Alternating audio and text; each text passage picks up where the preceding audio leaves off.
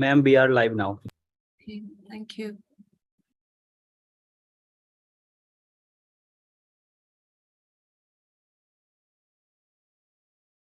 Video के Hello everyone, I hope I'm audible and visible.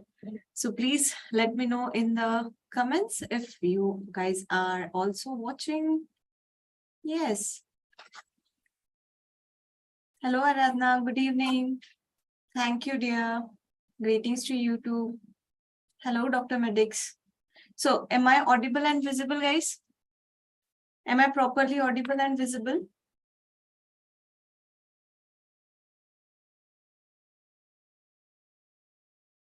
Aradhna, Dr. Medics, just give me thumbs up, nod, or just say yes in the comments so that we can proceed. Can we start, Bacho? Thank you, Mansur Ali Khan. So let's start with the class. We are going to go and discuss the introduction of electrophysiology of myocardium. We are going to go in bit of the detail. Thank you, Shweta. Thank you, Aradhna. RS. Very good evening, Bacho. And like yesterday, I want you to participate in the class, right? In the discussion. All right. So then we are going to discuss once we will discuss that electrophysiology, and then time remaining, we are going to discuss the pressure volume curves and we are going to make it on our own, right? So that is what we are going to do. So let's start with the basic concept, not only the myocardium, but we are going to deal with the nerve also, because altogether these concepts are a bit similar. If you understand the nerve, it is going to be very, very easy for you to understand the myocardium, right? So good evening, Sadik. Right. So let's start with the class. First thing first, you have to, I'm going to discuss the intro first, some basic concepts, and then we are going to discuss the main concept, right? What the basic concept says, that there are some ions inside the cell and some ions outside the cell. Now, if the ions are positively charged, so T we write like this, right? So they are called as cations, and there is N in the anions, N-ions, right? There are two N's rather. So they are negatively charged, N for negative. Right. So please remember, anions are negatively charged, and I'm talking about inside and outside of the cell. ICF means intracellular fluid and ECF means extracellular fluid.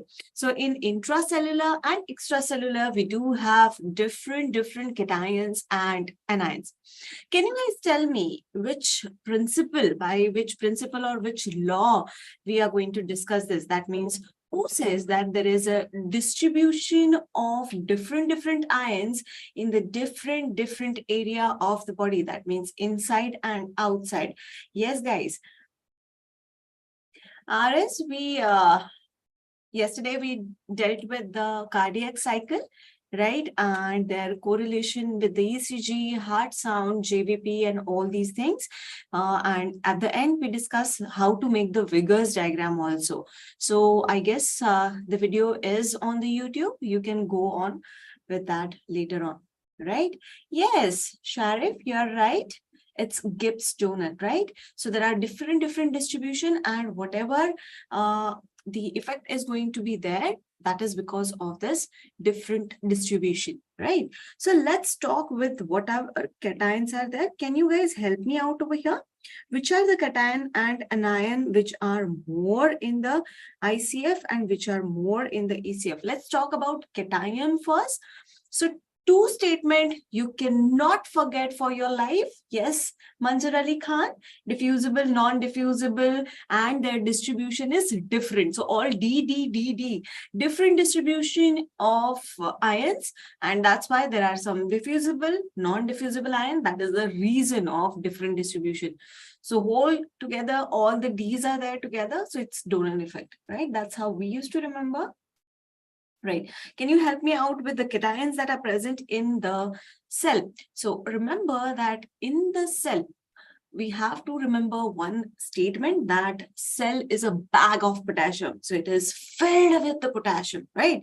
And since we developed in the seawater, you must have known that first of all, as the mammals developed, first of all, they were unicellular cells, right? Or organisms, and they develop in the seawater.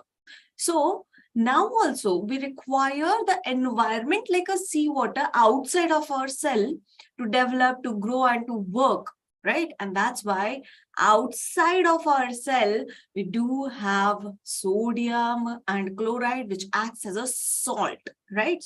So usually the seawater is salty water. So that's why we do have salty water outside of our cell.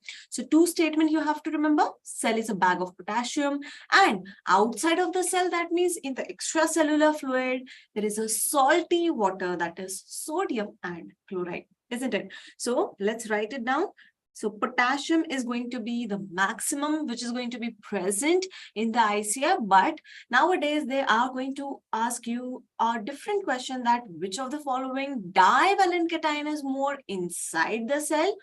Please remember, it is not the calcium, because calcium is also more outside, followed by sodium. Sodium is maximum and then the calcium. And inside the cell, there is a divalent who is having valency, that is on the head, we write 2. That is going to be magnesium. The answer is going to be magnesium. Yes, all of you are wonderfully giving the answer. Tamalika Das, hi girl. So Mohammad Sadiq, Mansoor Khan, all of you are correct. Right. Akanksha, very good, bacha, very good. So Dr. Medix also, so sodium and calcium. Now let's talk about the anions.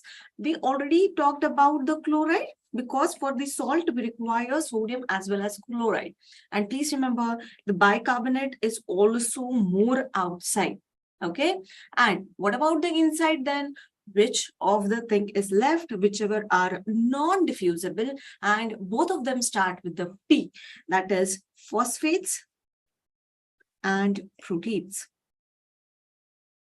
Phosphates and protein, they are going to be more inside. Okay.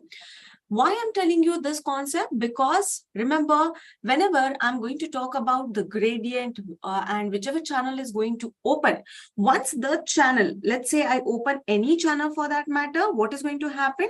According to its concentration gradient, it is going to move. So you can make the diagram with me. So suppose if I say there is a sodium channel which is opening over here, what is going to happen? This is a sodium channel. Obviously, the sodium is more outside. It will try to come inside. What is going to happen in that case? The sodium is positively charged ion, right? If the positively charged ion coming inside the cell, it will bring its positive charge with it. And what is going to happen? It will make the cell also positive. As your positive comments are making my day over here, thank you guys for interaction. Otherwise, it's very boring to look in the camera and teach to the camera, right? So I have this lovely, lively interaction with you guys. Good evening, Varun. So that is how the sodium is going to enter as you are entering in my life, right? So sodium is going to enter inside and bring that positivity and gives that positivity to the cell. The cell is going to get positive. And whenever it is going to, usually the RMP of the cell is negative. Whenever it is going to go towards positive, that means it is going away from the negative, right? It is going dur from the negative. In Hindi, away means dur. So please remember, whenever we are going dur from the negative RMP, we call it as depolarization, isn't it? We call it as depolarization. And whenever we reach to the peak, that is known as spike potential. And as soon as, let's say, there is another channel which I'm going to open now. Let's say later on, what happened is there is one more channel which got open, that is potassium channel. We know that the potassium is more inside, Good evening, Atul. So what is going to happen to the potassium? As soon as I'm going to open up the potassium channel, now I know that the potassium is more inside. It wants to go outside because it's concentration gradient, isn't it? So as soon as it will move outside, positively charged ion moving outside of the cell, what will happen to the cell? The cell will lose its positivity, and that will cause the negativity to generate inside the cell. And what is going to happen? Let's say we open this potassium channel over here at the spike potential. So the polarization will come back to its RMP. It will start to come back to its RMP. That means it is returning to its normal polarity, and that's why we call this as repolarization. It's returning back to its normal polarity, and that's why we call it as repolarization. Can you guys answer me? What if I open the chloride channel? What if I open the chloride channel? What is going to happen? Whether there is going to be depolarization or there is going to be repolarization, what is going to happen? Till the time I get your comments, I'm going to move ahead. And if I go more negative, in the more negative than the RMP, that is going to be more negative. Anything, normally the polarity is negative. If we are going more into negative, obviously it will be called as hyperpolarization. So this will be called as hyperpolarization. So normally the polarity is negative of most of the cells, right? And that's why we call it as polarization. If you're going away, that is dur jana, so depolarization. Returning back is repolarization, more negative, hyperpolarization. Wonderful, wonderful. Dr. Rose, Manzar Ali Khan, Varun, absolutely correct. Yes, it is hyperpolarization, and I hope you are calling it as repolarization also. So what is going to happen? Chloride is negatively charged ion, right? And if the negatively charged ion enter into the cell, what is going to happen? It will make the cell negatively charged, depending on whether we are at spike potential or at RMP. Let's say if we are at RMP, more negativity, that means if we are at RMP and we open up the chloride channel, it will make the cell to go in the hyperpolarization. And if we are at spike potential, then it is going to be repolarization. Same happens with the calcium. We are investing our time, so much of the time. Please do not forget these concepts, because they are going to make whole of your CNS also, nerve muscle and CNS. Now, as soon as you're going to open up the calcium, calcium is also more outside. As soon as it will enter inside the cell, what is going to happen, Bacho? It is going to make the cell positive. And as soon as it is going to make the cell positive, we are going to have the depolarization again, right? Absolutely correct. Tamalika, Atul, Sadik. Very good, guys. Very good. Let's move on. If you understand that, now trust me, 100% guarantee that this mnemonic you're not going to get in any book except the cerebellum ones, right? And what is the mnemonic? That is Dinkar. Why I have given that, you'll understand in some time. Okay, so can you tell me what is the RMP of nerve? Question for you guys. What is the RMP of nerve? RMP of nerve or RMP of neuron?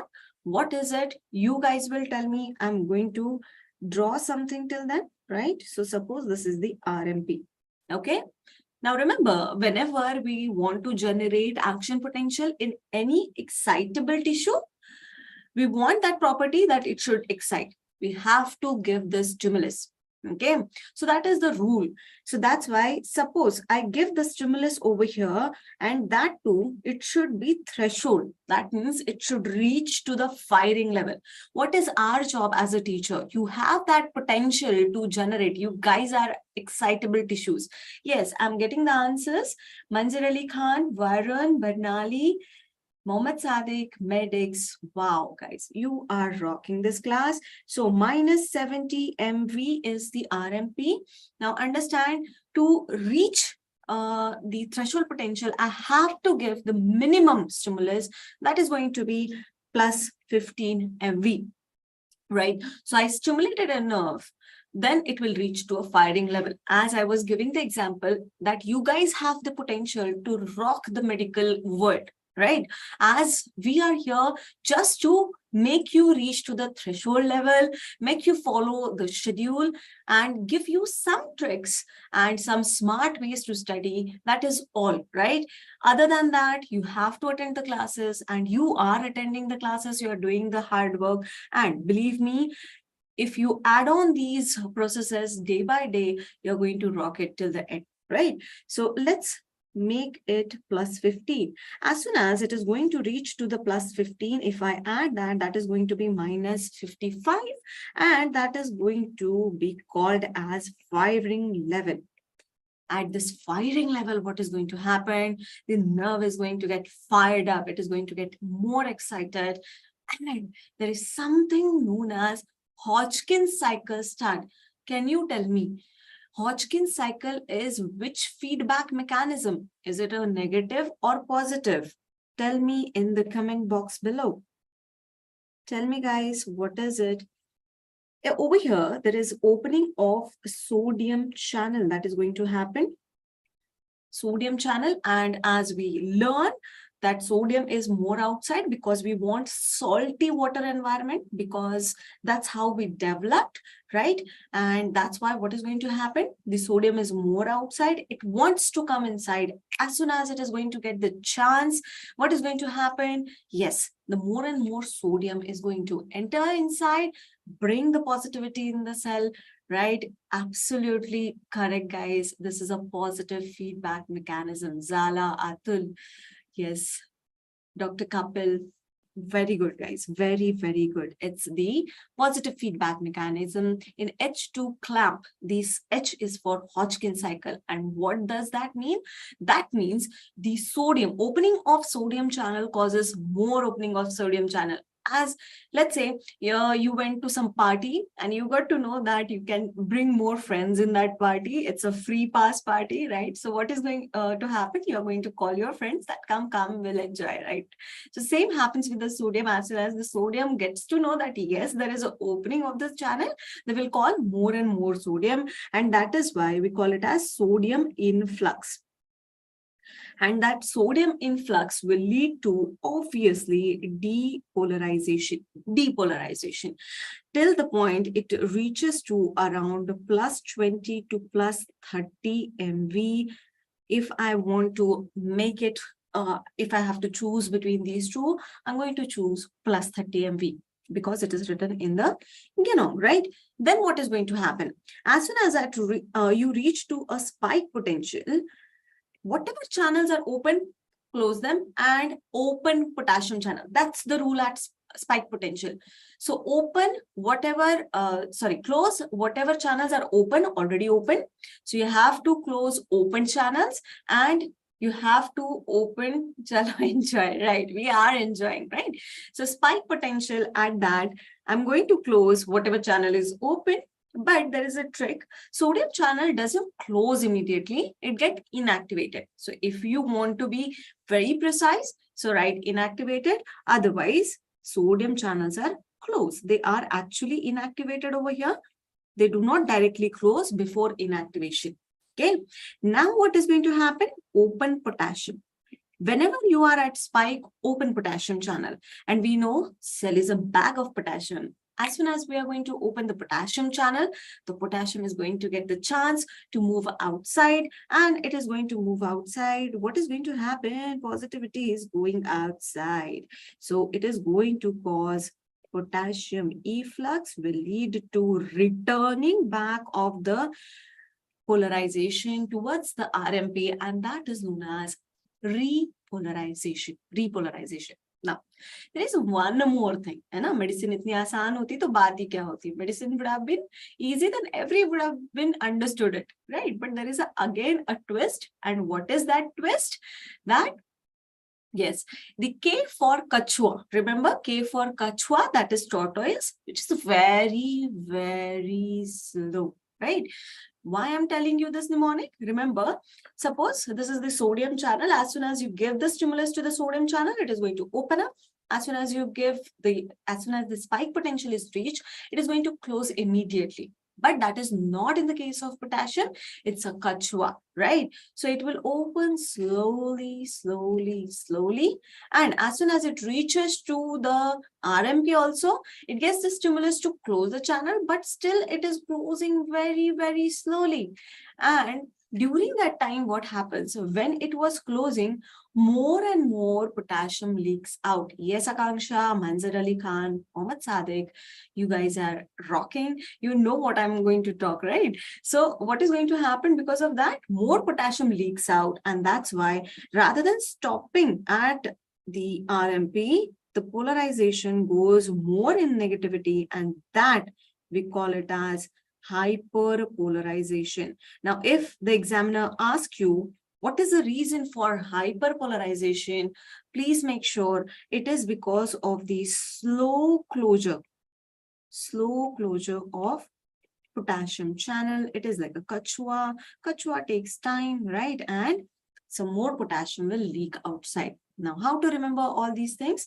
There is a mnemonic, simple mnemonic, din kar. What do you mean by din kar? D, that means I'm writing in the next page. Please remember, I'm going to divide that into two parts. The depolarization is because of influx of sodium and the potassium efflux. The potassium efflux lead to repolarization.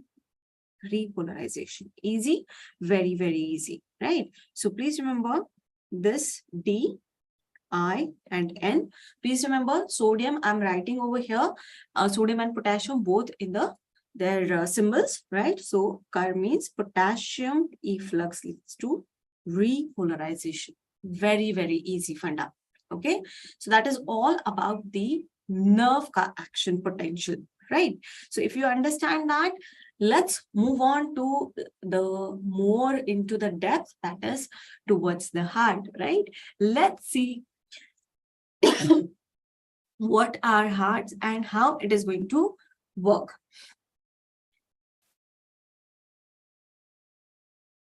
Yes, potassium kachwa hai.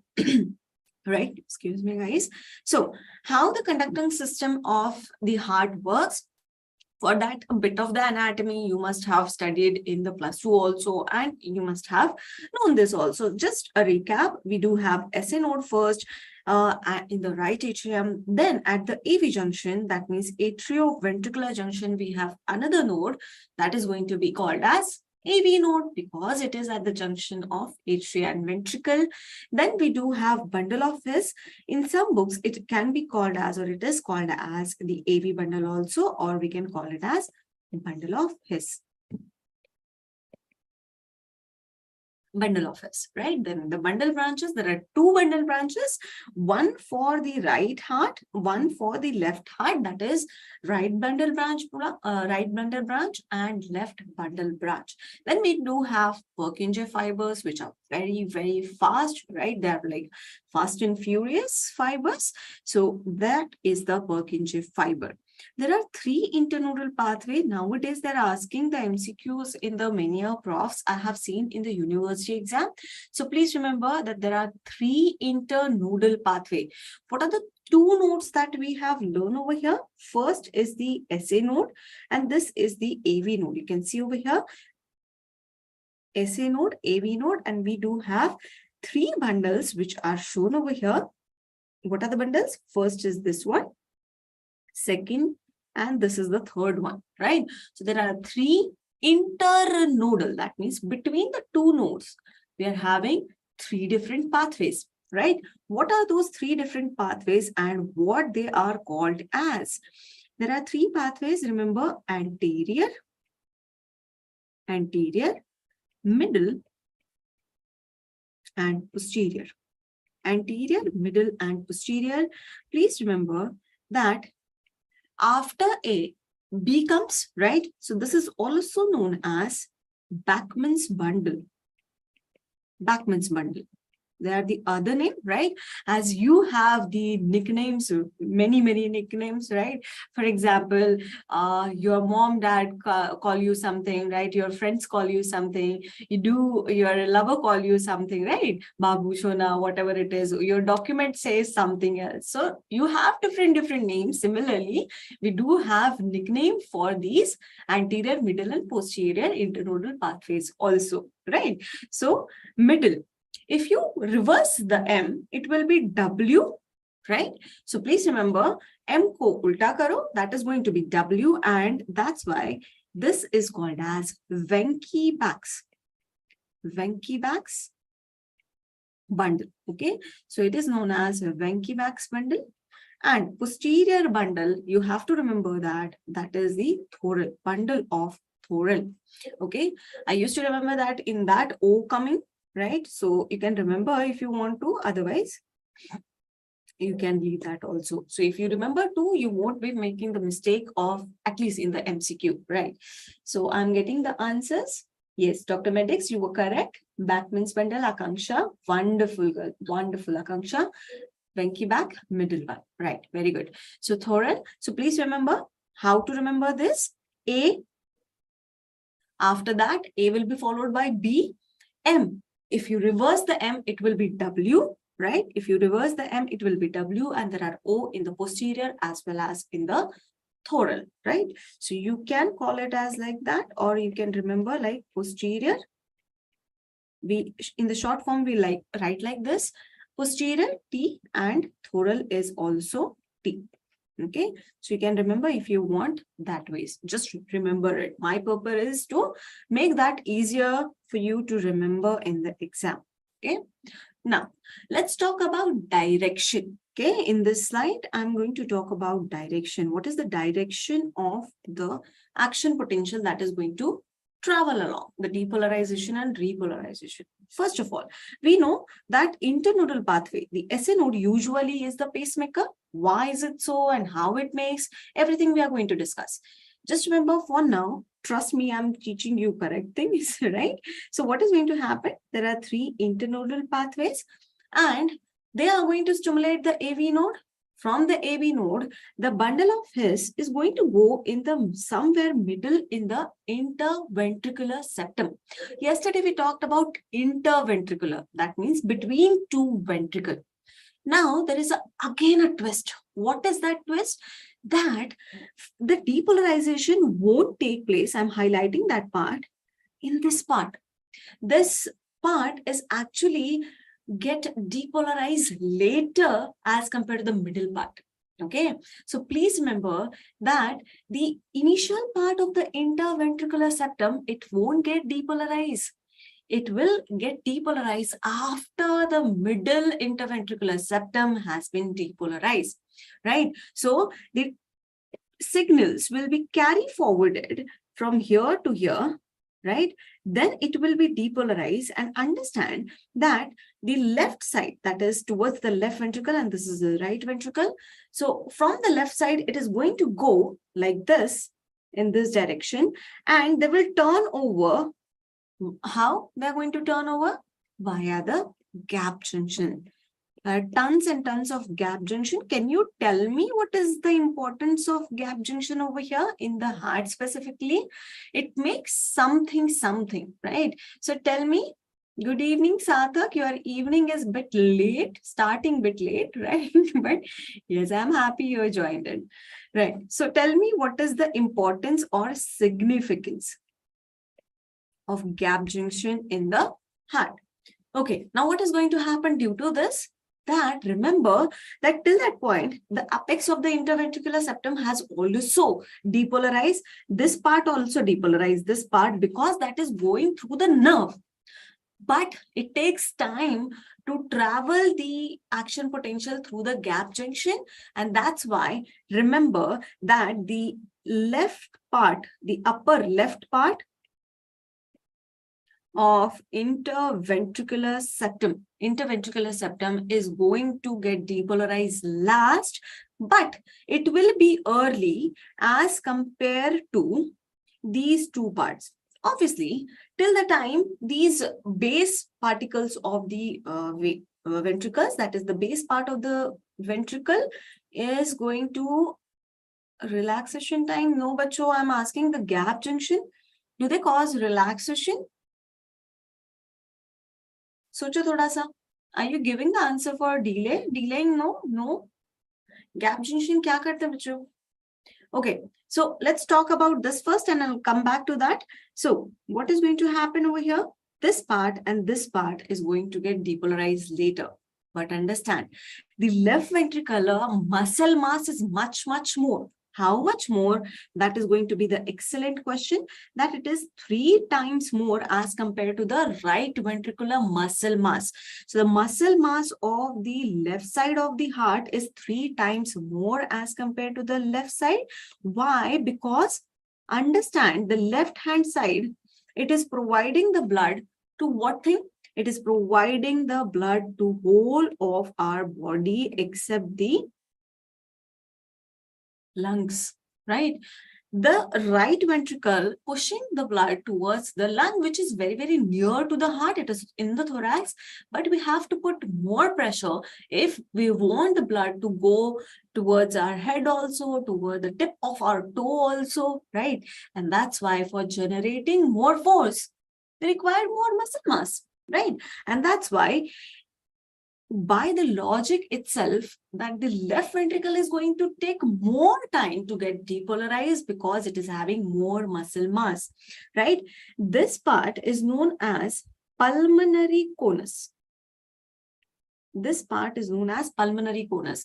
The end part or the basal part of the right ventricular area, that is known as pulmonary conus. And this is, it is not having any particular name. It is the posterolateral part or posterior-basal part. So I'm going to write over here.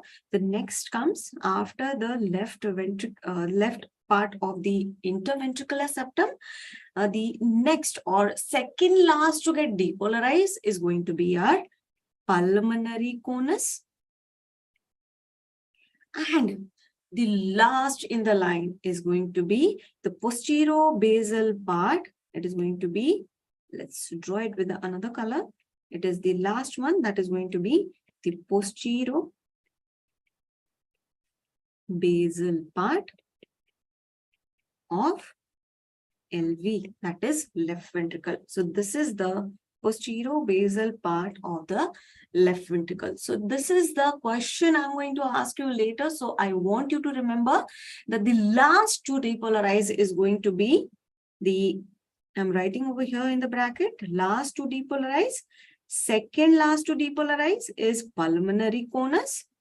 And third last, just before that, is going to be left part of the interventricular septum. I'm just writing over here, left part of interventricular septum. Okay. So these are the parts. Facilitate the conduction. Very good, Sarthak. Very good. Yes, Tulika, absolutely correct, bache. So gap junction, what they do, they are present between two cells. So they enhance the speed of conduction as compared to the cells which are not having the gap junction. We are not relatively talking about the nerve as compared to gap junction. No, we're talking in terms of other junction and the gap junction. Gap junction, that means in the simple term, suppose this is cell A and this is cell B. Okay, in between we do have a channel. This is a shortcut. Gap junction ko remember it as a shortcut. What is going to happen if you do have shortcut? The electrolyte, suppose I'm making the transfer of electrolyte, it has two ways, right? What are the two ways? That first of all, cross the cell membrane, go outside, either in the interstitial fluid or in the blood, right? And then travel to the another cell. Again, find some channel or something like that, wait for it, and then cross the cell membrane, go inside the cell. or without entering into the ECF, that is the part of the ECF, that is the interstitial fluid, without entering into the interstitial fluid, it can just take a shortcut from ICF of one cell to ICF of another cell, and that is going to travel directly there.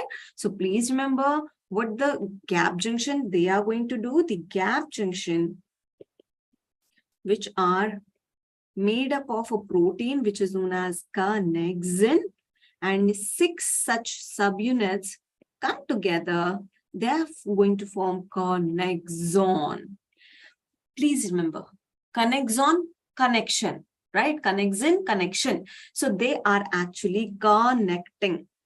So please remember, these are actually connecting the cell, and they increase the speed of conduction, or let's say speed of transfer of ions. And remember, there are thousands and thousands of muscle fiber. The ventricle is not made up of one single muscle fiber.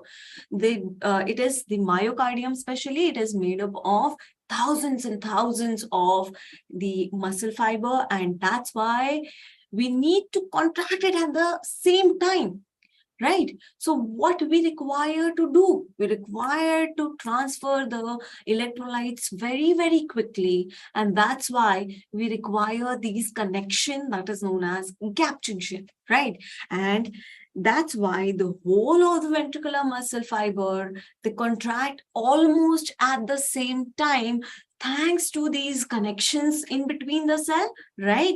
And that's why we call this as, or the whole ventricular muscle fiber, they act as a one single unit, and this is known as syncytium. Syncytium. So mark my word, this can be asked as the MCQ. Star mark it, right? Whenever anything related to gap junction is coming, you have to mention this name, or you have to mention this word as applied aspect. Okay, not only in the myocardium, but in the smooth muscles also we do have syncytium. Can you tell me any of the smooth muscle organ? Yes, Manzar Ali Khan, Mohammed Sadiq. Yes, you guys are rocking. Madhulita, you're also asking me, you take offline classes? Yes, bacha, I do take offline classes. Mohammed Sadiq, yes, you guys are rocking the class. So syncytium, can you tell me the example? Any smooth muscles? Smooth muscles are present in the vessel also. Smooth muscles are also present in your gallbladder, your ureter, urinary bladder. Suppose this is the urinary bladder and you go for susu. It doesn't happen that one part of the urinary bladder will contract at first, right? And then other. No, susu won't come out, right? If that happens. So for that, what we require to do while voiding the urine, we have to contract whole of our cell, whole of our muscle cells in the urinary bladder at the same time. Otherwise, the susu won't come out, right? Yes, in the gut also for the peristalsis, we require that. Yes, Bibas Yogi, you're also right. And same happens in the uterus, right? The uterine muscles should contract at the same time, otherwise the baby won't come out, right? So that is the problem, right? I know this baby is a little funny, but it's okay. I hope you understand that, right? Yes, that's why I didn't take anatomy, because my drawings are, you can see these, right? So actually this was a video. I'll show you later because this is a PDF and this is not working. Just I wanted to show you over here that this is the ventricle. Suppose this is the right ventricle, left ventricle. What happens? The depolarization will start from here. It will reach here and there. And you can see that the thickness of the left ventricle is much, much more. How many times more? 3 times more, right? So 3 times it is more. And meanwhile, when the apex of the heart was getting depolarized at the same time, due to this gap junction, what happens? this from the middle part of the interventricular septum. I'm writing over here IVS, that is interventricular septum. Interventricular septum, we do have gap junction, right? From the gap junction, what is going to happen? Definitely, this ionic transfer is going to happen on the upper part. That means right side first, and then they will trickle to the left hand side, right? Till then that is going to be the third last one. Then till that time, what is going to happen? So I'm writing over here first.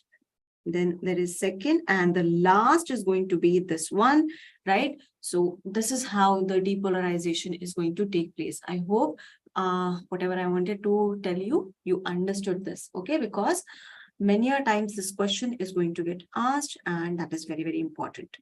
Okay, now let's see what is the order of activation. First of all, in the ventricle, we do have 3 layers. So suppose this is the atrium, and let's say this is the ventricle and aorta or pulmonary artery, right? So ventricle is not made up of single layer, rather it is having 3 different layers: epicardium, endocardium, and in between we do have myocardium. So I will make that with the visible colors, right? So there are 3 layers. The middle layer is myocardium, which is going to be the thickest one, right? Outer side, we are going to write it as epicardium, and the innermost is going to be the endocardium. Now understand, the blood flow goes from epicardium towards the endocardium, okay? The depolarization is going to be, I'll tell you, Akanksha, just now, the depolarization is going to go from inside of the heart towards outside. Suppose this is the right side of the heart, then this color is not visible. So what is going to happen? As soon as it is going to come from the bundle of His, so suppose it will go towards this. Suppose this is the right atrium, right ventricle. What is going to happen? That this is going to depolarize, get depolarized from here to here, right? From endocardium towards the epicardium. And that is the site, right? So first of all, write it over here. Depolarization occurs from, how to remember? There is a D in endocardium. So please remember, I'm writing it like this: endocardium to epicardium. Now understand, over here there is again a trick, that the repolarization is in the reverse direction. That means whichever part is depolarizing first, it will be repolarizing the last. That means the repolarization is going to occur from the epicardium towards the endocardium. These all are the MCQs, guys. Okay, Susu stops, hai na? Akanksha, left side of the heart is thicker because, understand, left side of the heart supplies blood to whole of the body. That is systemic circulation, right? The right side of the body requires to contract or requires to produce the force so as to push the blood into the lungs. The lungs are very near, right? If the displacement is less, so what is going to happen? Obviously, the force which is required, it is also less. But if I have to travel long distance, I have to push it with that much amount of force so as that it will go up to that particular organ. So if I have to make my blood to reach towards the brain or the tip of the toe, the left ventricle has to push it harder. Right? So that is the reason the left ventricular is more thicker. Okay. I hope you understand. Okay. Now, there is one more thing written over here, that the Purkinje cell, they contain a maximum gap junction. That means in one cell, they do have many gap junction. What is the benefit? The maximum velocity of conduction is present in the Purkinje fiber, right? So that question is going to be asked. So please remember that this is going to have maximum velocity. If you want to remember, you may remember it goes 4 meters per second. If you do not want to remember, just leave it, okay? And who is the slowest? Slowest is going to be the AV node. AV node, it is going to be slowest. It is the speed of 0.1 to 0.4 meter per second is the speed, okay? Even if you do not want to remember the speed, just leave it. Just remember that Purkinje are the fastest. Why? The reason is in front of you. Why? Because they do have maximum gap junction, something happening to the light. There is flickering. I don't know what is happening, but yeah, then the slowest is going to be your AV node. Okay. Now you guys will answer these parts. Last part to depolarize.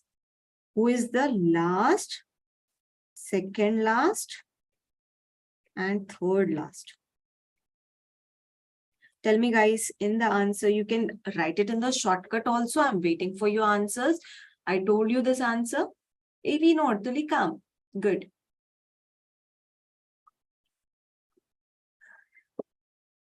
Akanksha, you understood, bache? Your doubt is clear?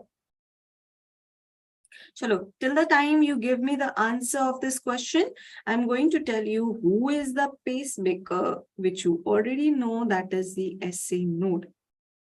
Now my question is, why only SA node? Remember, all the nodal tissues and all these conducting fibers, they can act as a pacemaker. They do have the property of pacemaker cell. Okay. But depolarization कौन सा last part होता है? Okay, good. So tell me the answers, guys, quickly. We have discussed that. I'm waiting for these answers from you guys. All right. Why the SA node is the pacemaker? Understand, it is much easier if someone cooks and all other eats, right? Suppose you are living at home and you do have the best chef in the world, that is your mom with you, right? At least some of us are lucky and some of us are not, right? So you don't have to eat mess ka khana.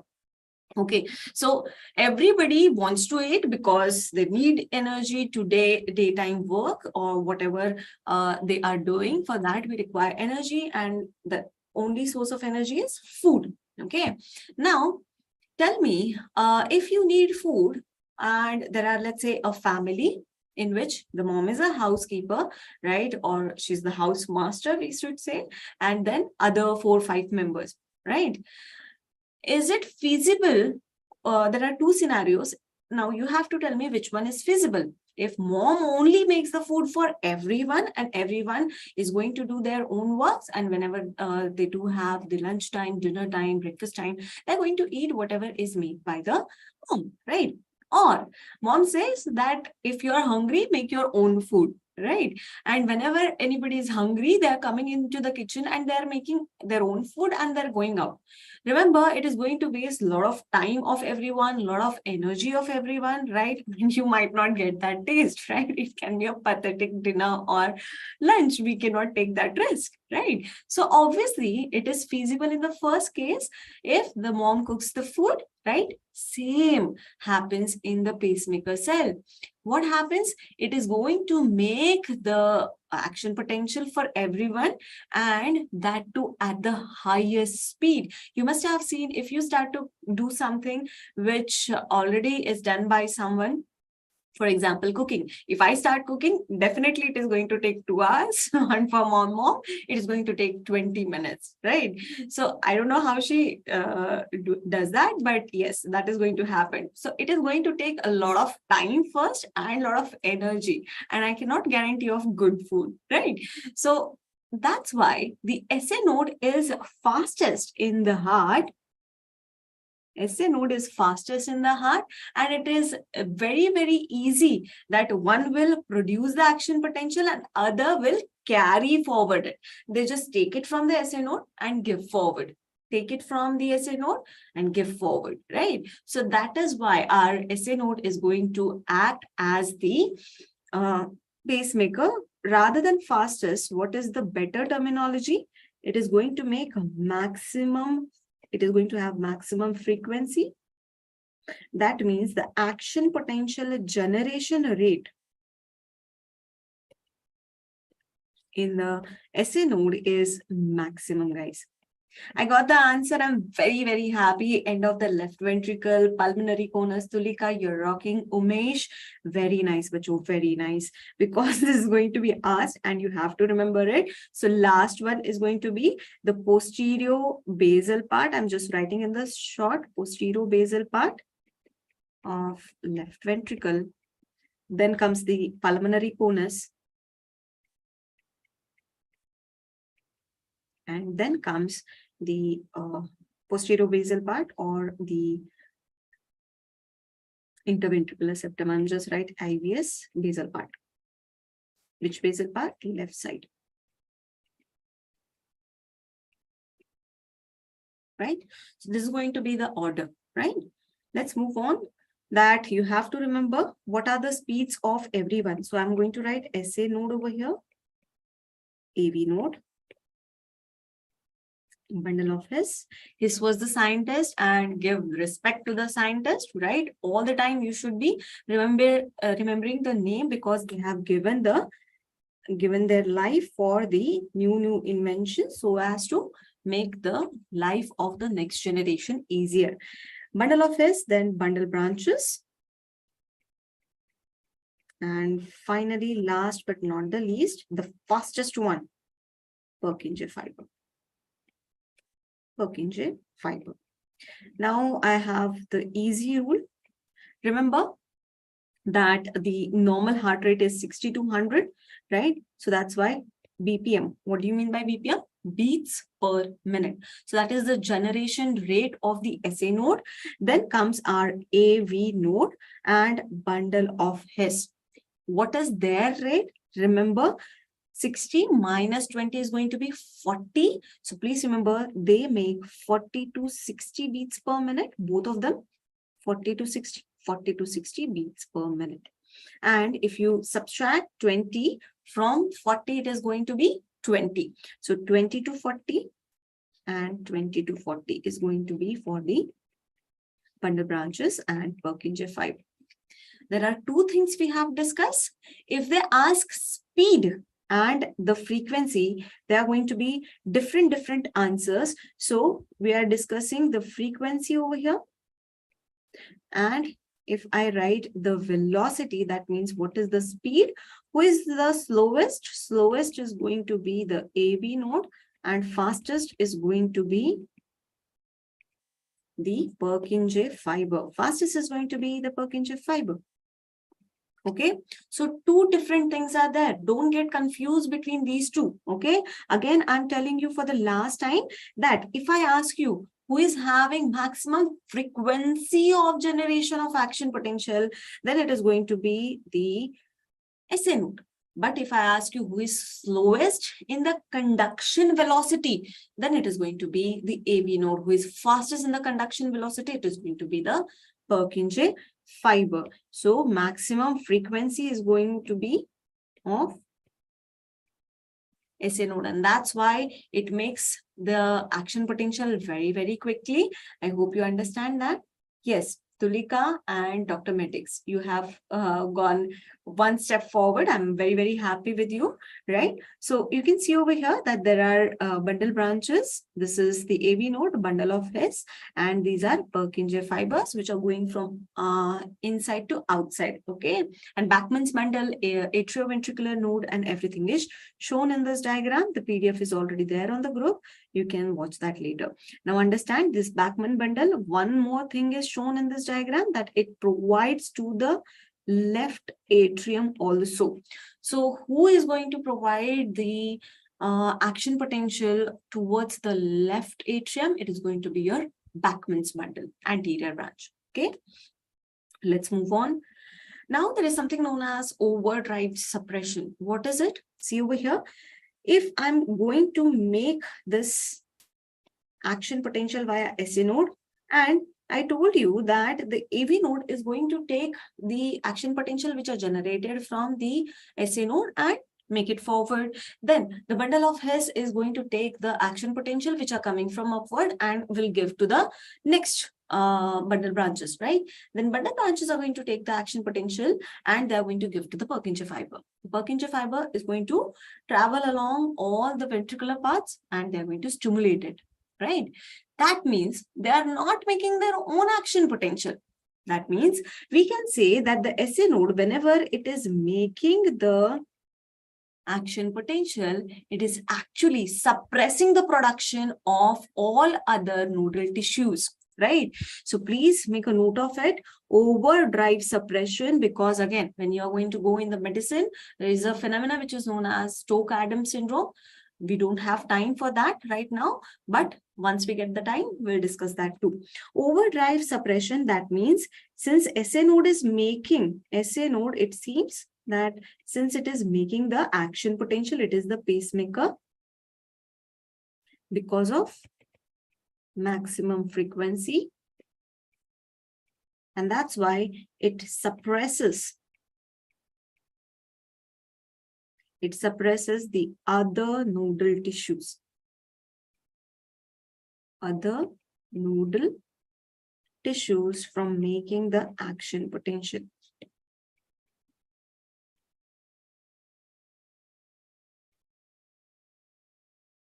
So unless and until the action potential are not coming from the SA node, the AV node, bundle of His, they won't take the headache, right? They will be chilling back, relax, right? Just they carry forward it to the next tissue, next nodal tissue. For example, if I say that suppose this was the heart, easier diagram, right? Again, and this is the SA node, AV node. Suppose if I say that there is a block over here, the AV node is blocked. That means it is obstructed. Now, the bundle of His and the Purkinje fibers, the bundle branches, they won't be getting any supply from the SA node or AV node. What is going to happen? This overdrive suppression is going to be over. Now, the bundle of His will take over that tissue, or even the ventricles can make their action potential, right? And that's how the overdrive suppression will be over once it is blocked. The SA node, we can write over here that the signals will not come or not reach to the bundle of His. So the overdrive suppression will be over. After some time, it will overcome the overdrive suppression. Will be over, is over now. And that's why bundle of His will start making its own action potential.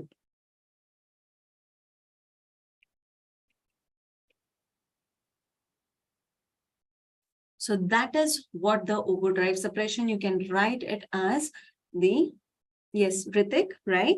So it is known as the overdrive suppression. In the clinical application, please make a note of it. You have to write the clinical application, right?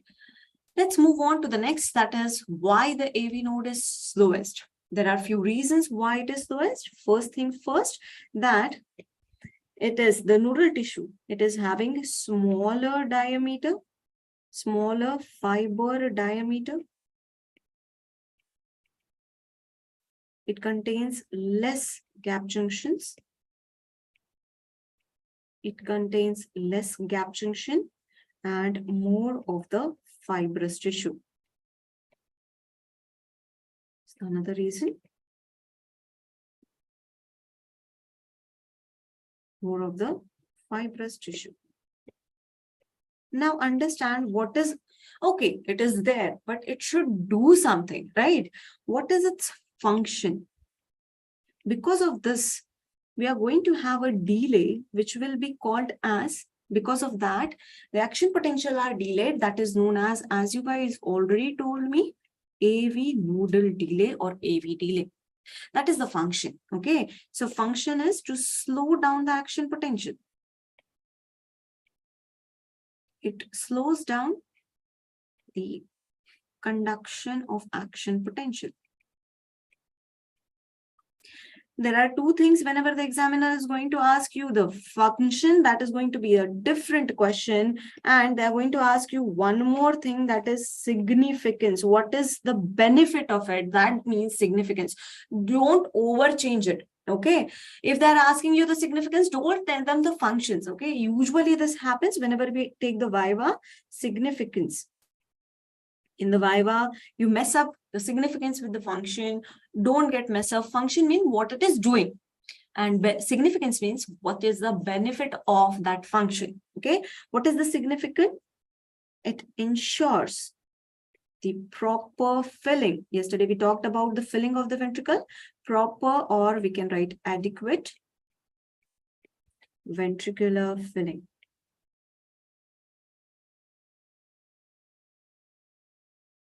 That means it gives proper time. Proper time is given for the ventricles to contract, right? Otherwise, what would have happened? That as soon as the atria is depolarized, it is contracting, and till that time, the action potentials are reached in the ventricle. The ventricle will start contracting.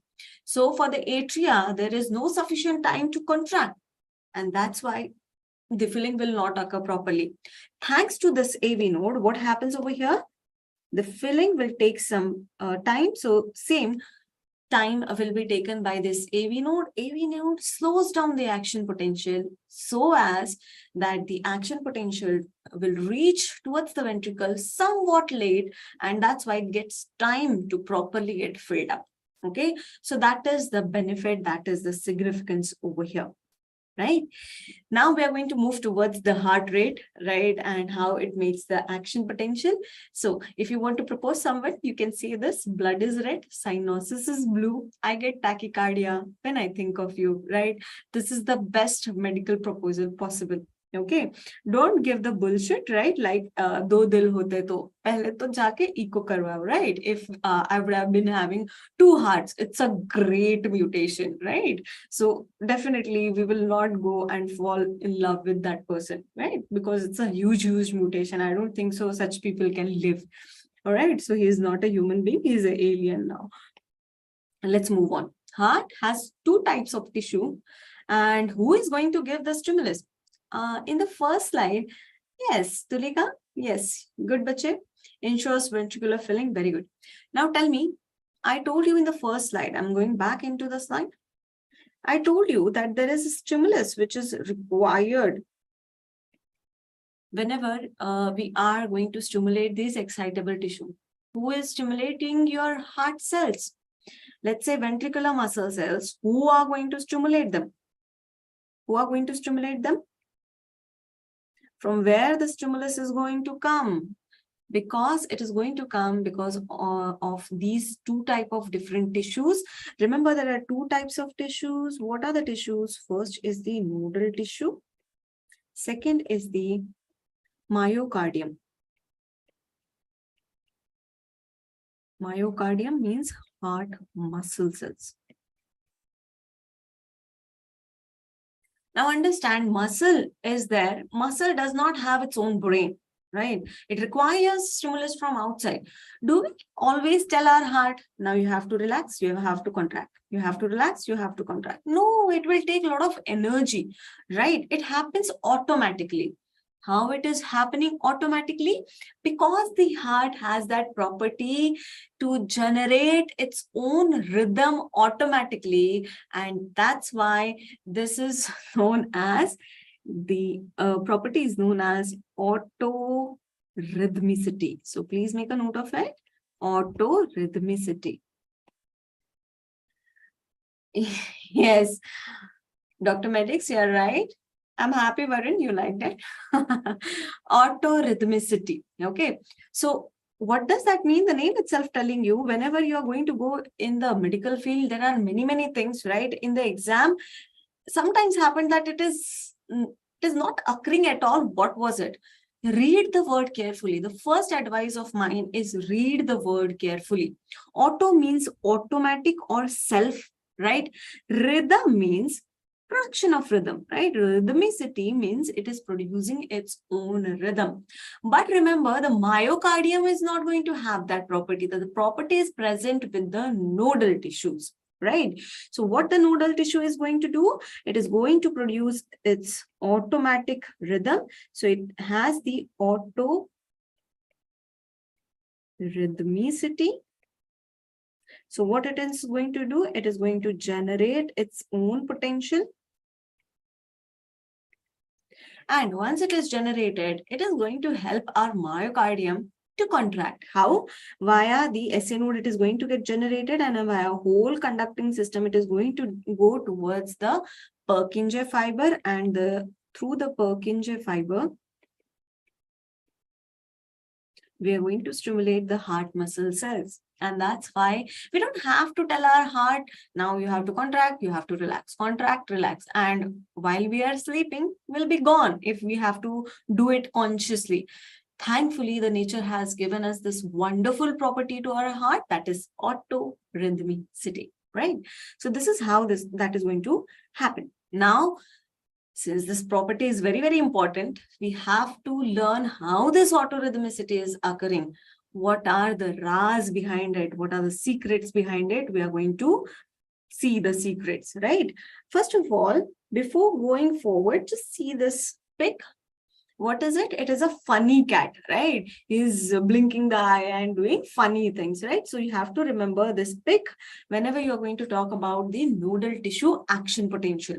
Since there are two types of nodal tissue, so we have to learn about two different types of action potentials also. The nodal tissue is going to have different action potential. The cardiac muscle is going to have different action potential. Okay, for the nodal tissue, first thing first, it is going to generate autorhythmicity, and for that you have to remember this funny cat pic. Okay, just remember the pic, we have changed it to pic just for our convenience. You can remember the pic also. I'll tell you, this is the mnemonic you have to remember. You're not going to get this mnemonic anywhere else. It might leak after this class because it's open class, right? But before this, it is never present. It's our own mnemonic, right? So what do you mean by this funny cat pic? Funny. N is there, double N is there. So please remember, this double M is for, this double N is for sodium channel. And which sodium channel? There are funny sodium channel. They are going to open. That is the first reason for this autorhythmicity. Don't worry, one by one we are going to cover everything. CAT means opening of calcium transient channel. This T means transient, right? And this PEC means P for potassium. Please remember that this P means potassium. All right. P means potassium, potassium early closure. Potassium early closure is going to take place over here, or you can write that potassium immediate closure. As soon as it is going to get the stimulus, it is going to close immediately. That are the modifications that are going to happen in the nodal tissue. What are the nodal tissue? They are the muscle fibers. It's just that they have some modification. And if you talk in terms of ionic modifications or channel modification, that these are the modifications which are going to happen in your nodal tissues. So first thing, funny cat pic, funny for funny sodium channel, which are also known as leaky sodium channel. Leaky sodium channel, or these are also known as HCN channel. What is HCN? Hyperpolarizing or hyperpolarization activated cyclic nucleotide gated channel. Cyclic nucleotide gated channel. I know it's a long name. If you want to remember, you can. Cyclic nucleotide gated channel, HCN channel. So these all are the name for the funny sodium channel. Okay, HCN channel, hyperpolarization activated cyclic nucleotide gated channel. What is the importance of this? Read over here carefully. Hyperpolarization. That means even the cell is in the hyperpolarization state, they are going to get open up. Now, I told you in the action potential of nerve that we have to give the stimulus as soon as the RMP is a bit depolarized. That means the firing level has reached. That means the cell has been depolarized to the threshold level. Then only the sodium channels will open. That means for the opening of sodium channel everywhere in the body except to the nodal tissue requires depolarization. But over here, there is a modification in the cells that the sodium channel can open in the hyperpolarization also, right? So that is the thing we have to remember. So let's make the action potential, right? Let's make it. Now remember the RMP of nodal tissue. There are two types of nodal tissue of the heart and nodal tissue of GIT, which has the unstable RMP. That means it is not going to be a single value as it is present in the nerve tissue. It is going to be a bit in the range that is going to be from -60 to -40, or I can write it as -40 to -60 because it is easier to remember. Okay. Now what is going to happen that suppose this is the RMP. It is a fluctuating or non-stable RMP. The same non-stable RMP is present in the GIT pacemaker cells, that is interstitial cells of Cajal. If you want to make a note of it, nodal tissue of the heart and nodal tissue of the GIT, they are having non-stable RMP. It is not going to be a single value. It is going to be a range. Okay, so suppose -60 is over here. Why? Because -60 is more negative as compared to -40. At this -60 to -40, what is going to happen? The three things are going to happen. The current, for current, I'm going to write over here I, and for I means current. First of all, funny was there. That means funny sodium channels are going to be there. Then comes the current of calcium T. That is going to be calcium cat. And then our pick is going to come. The potassium is going to close early, right? As soon as the stimulus is there, they are going to close early, right? So this is going to do some of the depolarization, and -40 is the firing level. What is going to happen as soon as we reach to the firing level?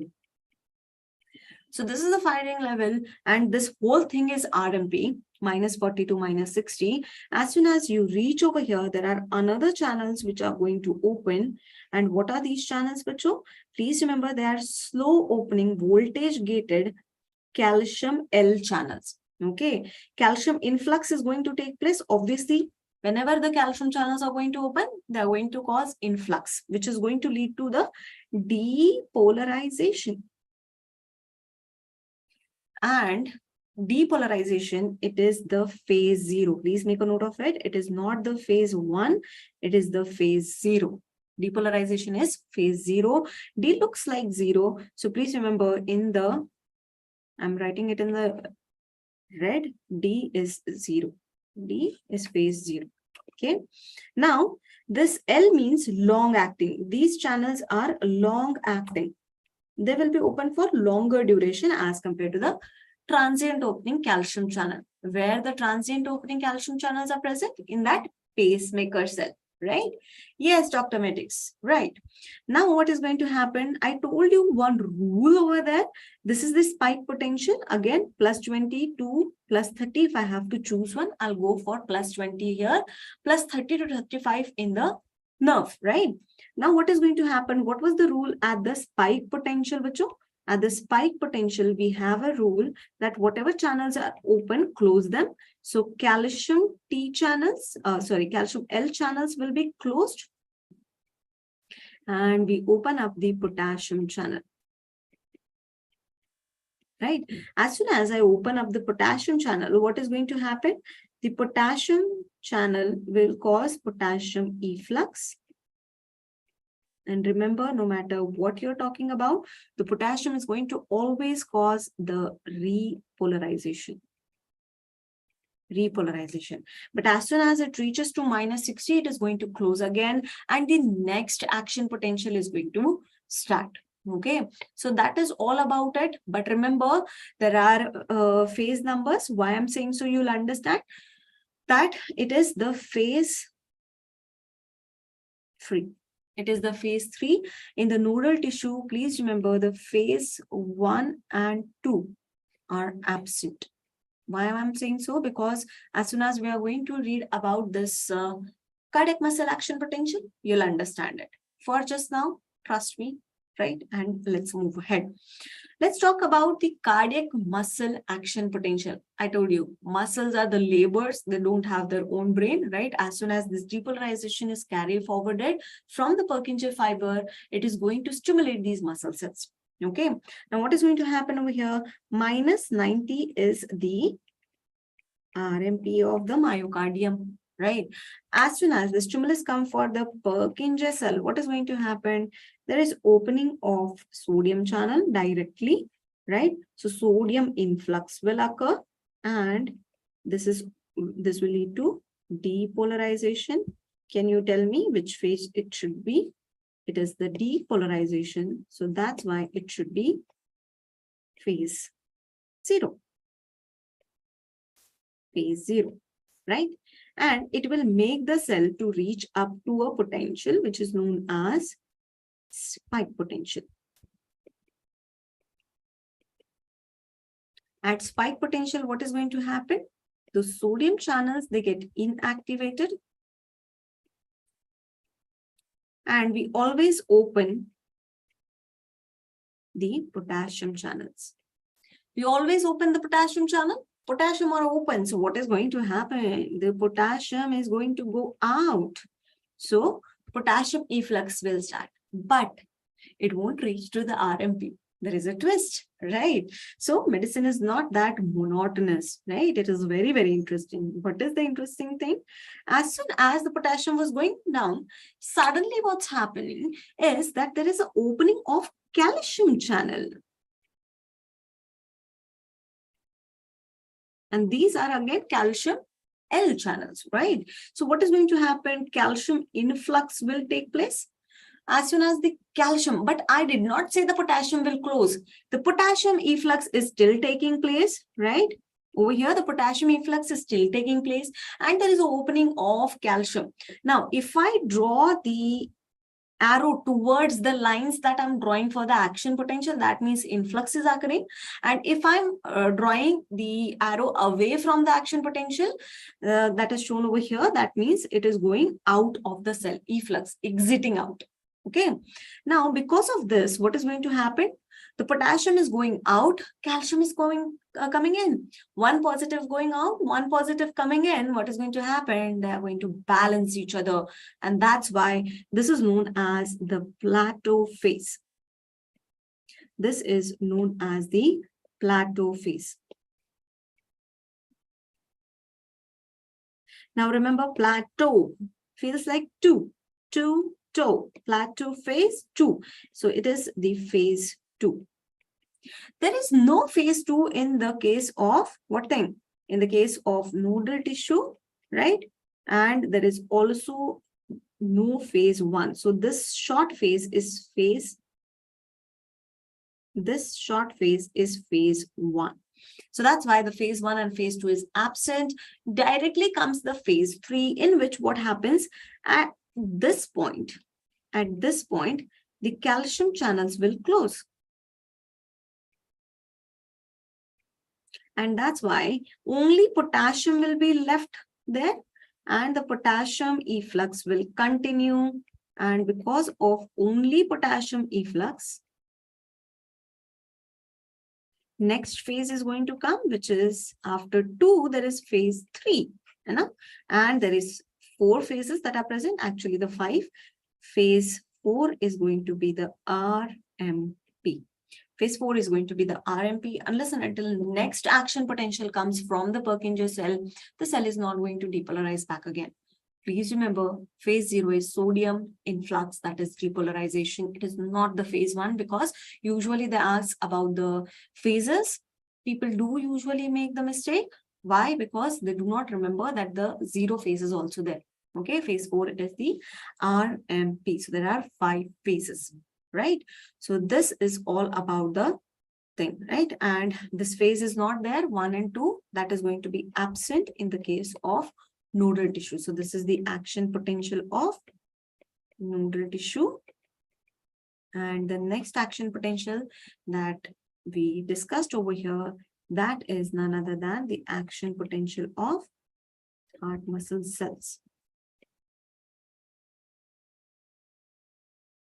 And because of the funny cat pic, we do have the autorhythmicity thanks to the cat, right? Yes, phase 0, repolarization, phase 3, right? Let's move on. Can you tell me what is the difference between ECG and action potential?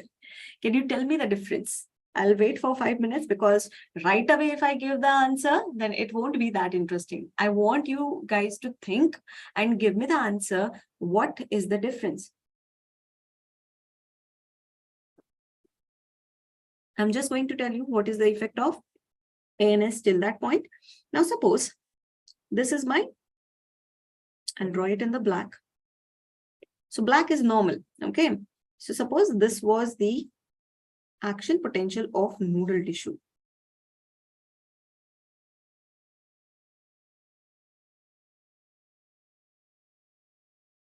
Okay, as soon as it reaches to minus 60, again it will start, it will reach to minus 40, and again it will reach to the spike potential that is around plus 20 MV, right? It will continue till you are alive, right? So if I stimulate, let's say, sympathetic system, what is going to happen? This slope is going to change. The slope is going to get steeper. So more steeper, S for steeper, S for sympathetic system.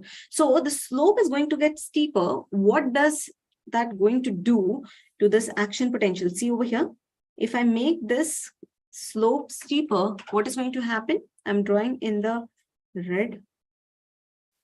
In all the cases, it is going to be more and more steeper. Can you see what happened? Instead of 2 beats, there are 3 beats due to activation of sympathetic system. So there is an activation of sympathetic system that is going to make the slope more steeper. Now understand the action potential that we have discussed over here that is present in the nodal tissue, mainly the pacemaker cell. That's why this is also known as pacemaker potential. Pacemaker potential, especially this phase, is known as pacemaker potential because this is the one who is making the pace, who is making that the rhythm possible. Okay, and usually the heart is in the diastole when this is happening, so it is also known as diastolic depolarization. Diastolic depolarization. Yes, Tulika, absolutely excellent, wonderful, bache. Wonderful. Action potential is of single muscle fiber.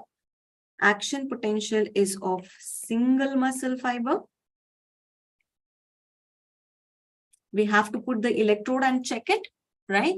But when we talk about the ECG, it is going to be the summation of action potential of all the ventricular muscle fiber together.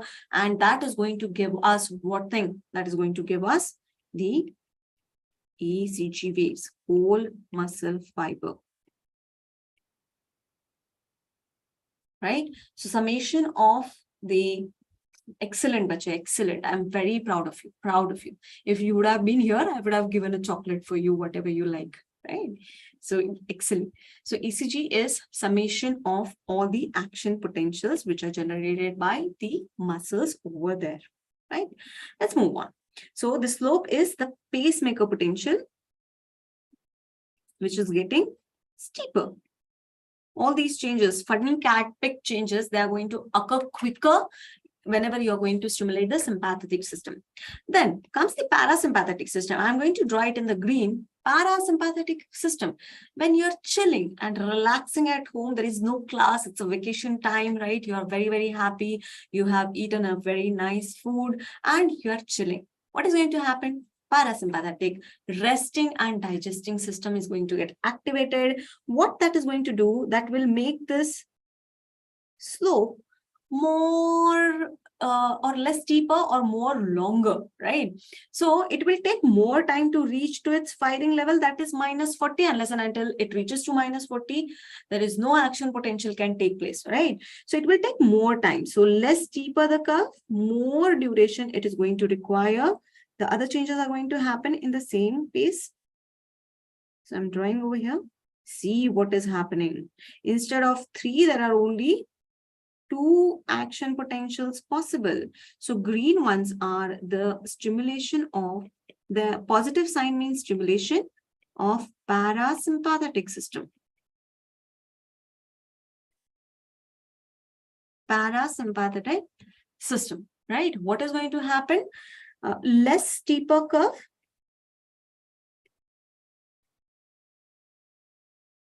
That means less will be the action potential. That means less will be the heart rate. That can cause the bradycardia. If the heartbeats are less, that is known as bradycardia. If the heartbeat are more, like in the exams, right? When the examiner asks you the question, in the Viva, we do have palpitation. That is nothing but the tachycardia. Tachycardia, your heart is like racing. That is known as tachycardia. Writing that again. Tachycardia. Okay. So tachy means more, brady means low or slow. Right. So this is what is shown in the Ginong. Ginong is showing that as soon as you do the vagal stimulation, that means you are activating parasympathetic system. Isn't it? Parasympathetic system, which releases acetylcholine. On the other hand, catecholamines can activate in the cases of stress, anxiety. That means epinephrine and norepinephrine can activate it. Okay. And the epinephrine, which is released by the body, if we have synthetic epinephrine, that is known as adrenaline. Epinephrine, adrenaline, one and the same thing. So you can use that interchangeably. Okay. Let's move on.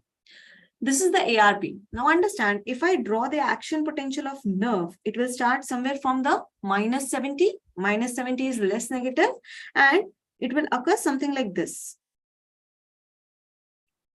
Now understand, this is the action potential of nerve, right? And I hope you know what is the refractory period. Why? Because it's already 8:27. I don't have time to explain you what is ARP. The refractory means no response. So just remember, refractory period means there is no response whatsoever, right? Absolute refractory means no matter how strong stimulus you give, there will be no second response. But relative refractory means if you give a stronger stimulus, it will show up the next response. Now, the absolute refractory period is from the beginning, starting point towards the 1/3 of repolarization is going to be ARP, that is absolute refractory period. And from there, again, till the RMP comes, that is going to be 1/3 of repolarization till the RMP. It is going to be double R, that is RRP. That means relative refractory period, absolute refractory period, and relative refractory periods, right? No second response you can write over here. No second response, that will be more appropriate. Okay. Now understand, in the nerve, the whole action potential is so small. So if I draw the ARP and RRP, so only this much is the ARP and this is the RRP. Now understand, in the heart, there is a longer RRP. So for example, in the nerve, if I give the stimulus over here, there will be a response. And after some time, if I give the stimulus, there will be again a response. Here, if I give the stimulus, then again will be a response unless and until I got the response here also, here also, here also. Now, usually the nerve stimulates the muscle, and that's why what is going to happen? There will be sustained contraction. There is no time for relaxation because we know depolarization follows contraction. right? And since there is a very small duration, sustained contraction is possible. But see in the heart is having longer ARP, isn't it? Very, very long ARP, almost 200 milliseconds from here to here, right? That is going to be the longer ARP. What is the benefit of longer ARP? No matter how much stronger stimulus you give in this period, any abnormal stimulus which is coming from ectopics, that means abnormal sites, the heart won't give a response. It won't give a damn. Why? Because it's in the ARP. So there is no second response possible. That is the function. And what is the significance of long ARP in the myocardium? The heart cannot be tetanized. Please write it very, very big. Cannot be tetanized. What do you mean by tetany? It cannot go in the sustained contraction. Tetany means sustained contraction. Any benefit of that being not going in the sustained contraction? What will happen if the ventricular go in the sustained contraction? It is not relaxing. The filling will not occur. If the ventricle go in the sustained contraction, the no filling, no stroke volume, no cardiac output, the person will go up, right? And that's why we do not want the sustained contraction. We want relaxation, and we want Zen mode activated, right? Sometimes in between, so that the filling will occur. As soon as the ventricle will relax, the atria will contract, and that will cause the filling. And that's why it ensures the ventricular filling, and it ensures that the cardiac arrest will not occur. Wow, the nature has thought so much for us, right? We just have to remember it. Okay. EC coupling, that is the another topic. I hope you know how the EC coupling occurs. That is excitation, contraction, coupling. That is the another topic per se. I do have on my channel, I do have the video for that. If you want, you just go and watch it. Just remember that there is two different receptor, DHPR and RYR. DHPR is present on the T tubule. On the other hand, this is the sarcoplasmic reticulum on which the RYR is present. This is shown in the skeletal muscle, but in the heart, there is something known as CICR will be activated. That is calcium-induced calcium release. And what is that? You have to learn and tell me later on. Okay, that is your homework. Because you understood the electrical phenomena, it should be very, very easy to understand this EC coupling. Okay. Now, these are the questions that you have to go through. Take a screenshot. Try to at least memorize that whatever point we have learned, you should incorporate these all. What you should do just before the exam, see the question paper first and see that if this question come, what I'm going to write. So that should be your SMART method. Always go through the PYQs. What do you mean by PYQs? That is the previous year question before you start studying. Okay. So always remember that before you read, before reading the text.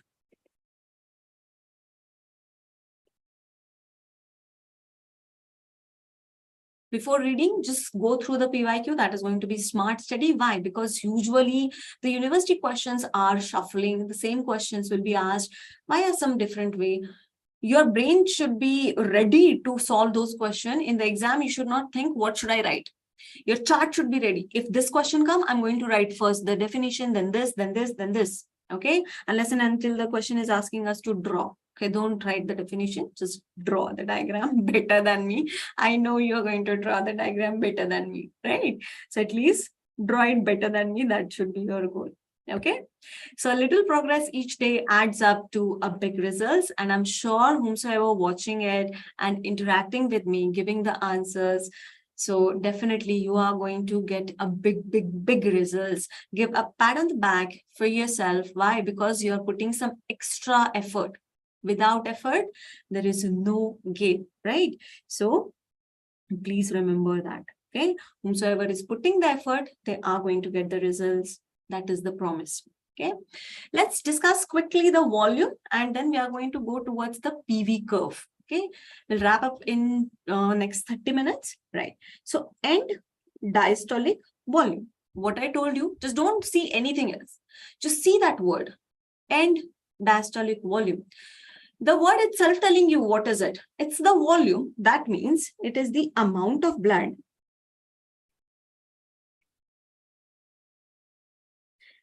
remained in the end of the diastole. Whatever amount of blood is present in the end of the diastole in the ventricle.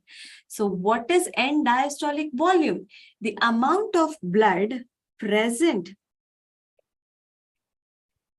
in the ventricle. It is present in the ventricle, or blood filled in the ventricle. Rather than present, we can write amount of blood filled in the ventricle. You can write present also, but more medically appropriate will be filled. It won't come automatically, right? No jadoo is there. Amount of blood filled in the ventricle at the end of diastole. How easy that is.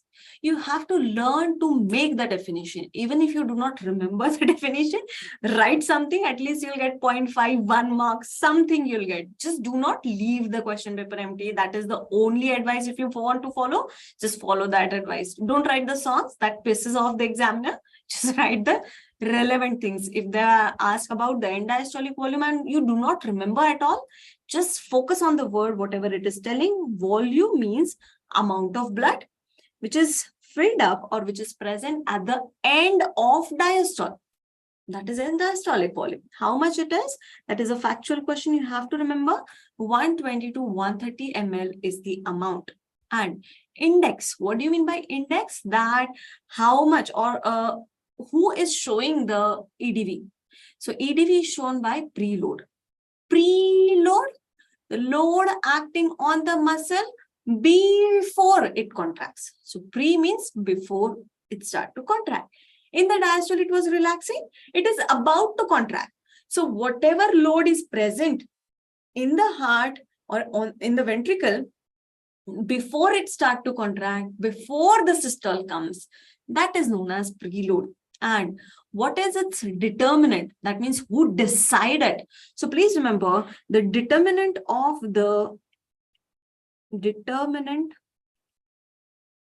is going to be the venous return. How much is the venous return? That will decide how much blood is going to get filled up in the ventricle. And please remember, that is going to decide. Determinants mean who determines it, who decide how much will be the EDV. The VR is going to decide that. That is nothing but the venous return. Now, can you tell me what is stroke volume? Stroke, that means beat in the heart. So the amount of blood ejected, amount of blood ejected by each ventricle per beat is going to be the stroke volume. Heart gives one stroke, whatever volume came out, that is nothing but stroke volume. How difficult it is? Not at all difficult. Okay. And how much it is? It is 60 to 70 ml. Now, who are the determinants for this? Please remember, there are two things. First thing is how much volume was available before giving that stroke. That is end diastolic volume. And one more thing, that is how much your heart is efficiently contracting. That means contractility. Okay, guys. Wonderful, Tarika. Absolutely correct, bache. Lovely. AP is at, yes, EDV minus ESV is the stroke volume. You can write that formula also. That is EDV minus ESV is going to be stroke volume. Since we haven't talked about the ESV, we'll talk that in a minute, right? That's why I didn't write it, but just write the formula over here. There is one more thing in the determinants. Please make a note of it. That is ventricular compliance. What do you mean by ventricular compliance? That means compliance means stretchability or distensibility. How much the ventricles are able to chill out, relax, right? That means the relaxation. Compliance means stretchability. All right. Let's move on to the next volume, end systolic volume. That means the stroke happened. After that, it will start to relax. But before starting to relax, at the end of systole, some amount of blood will be left, because yesterday also I told you that we require some reserve, right? And that's why whatever amount of blood, I'm just writing AMT for amount of blood left or remained in the ventricle, at the end of systole. At the end of systole is going to be your, yes, please, that is going to be your end systolic volume. End systolic volume. Who decide that again? End systolic volume. The ANS, or specifically on the ANS, it is going to be decided, right? Coming to the ejection fraction. What is ejection fraction? It is the percentage of amount the ventricles are able to eject.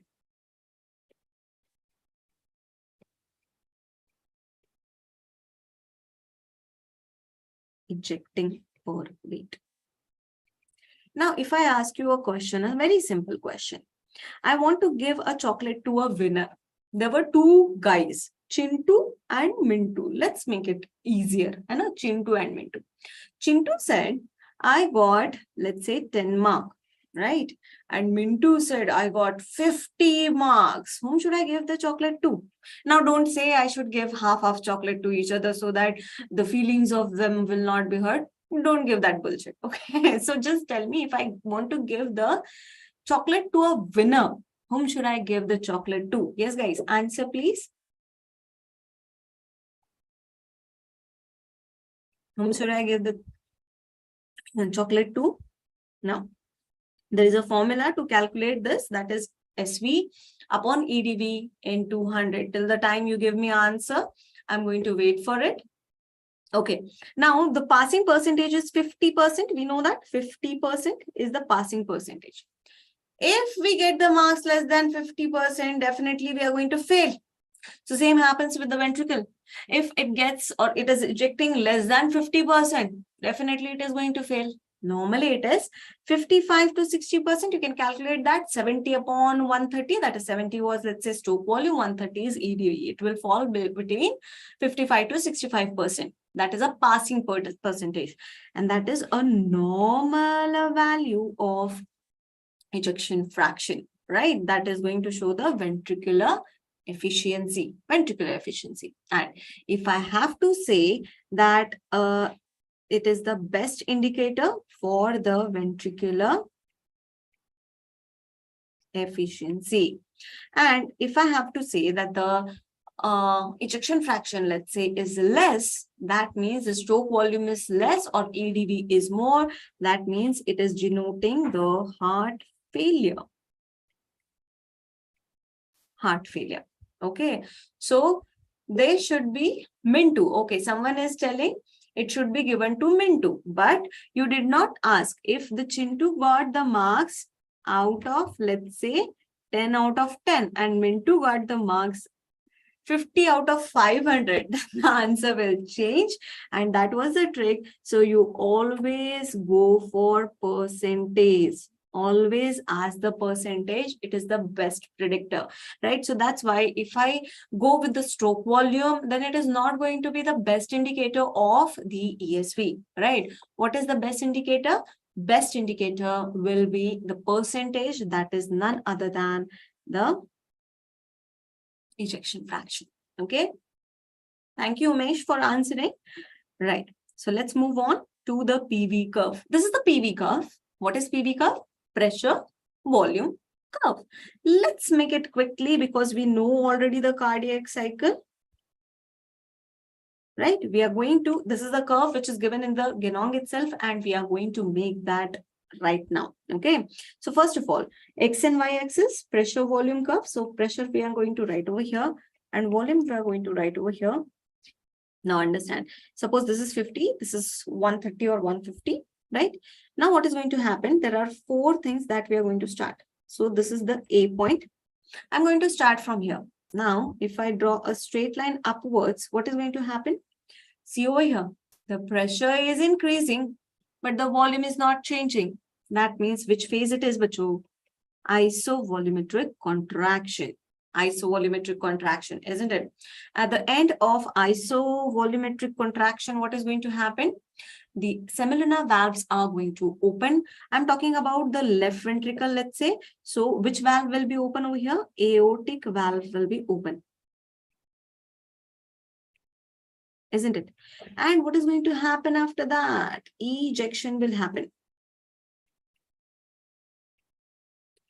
Ejection is happening. That means from the ventricle, the blood is going into aorta. What is going to happen to the volume into the left ventricle? It is going to decrease, right?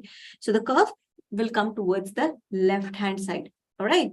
And then what will happen after some time when the ejection is over? What is going to happen? Definitely the aortic valve will be closed. As soon as the aortic valve is going to close, the ventricles start to relax, and the first phase of ventricular relaxation that is going to take place. Can you see over here what is happening? The pressure is decreasing, but the volume is same. That means it is none other than isovolumetric, since the volume is same and the pressure is coming down. When the pressure is coming down, that means the ventricles are relaxing, isn't it? As soon as the IVR is over, what is going to happen over here? Let's say mitral valve is going to open up. Mitral valve is going to open up and the filling will start. As soon as the ventricles start to get filled, slightly the pressure is going to increase, but mainly the volume will increases, right? So this is going to be the filling.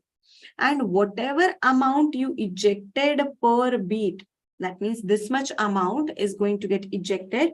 Let's say this is 70 and this is 130.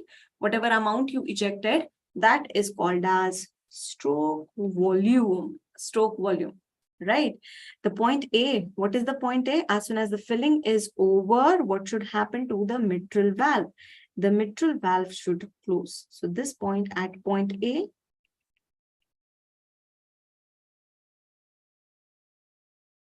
mitral valve should close.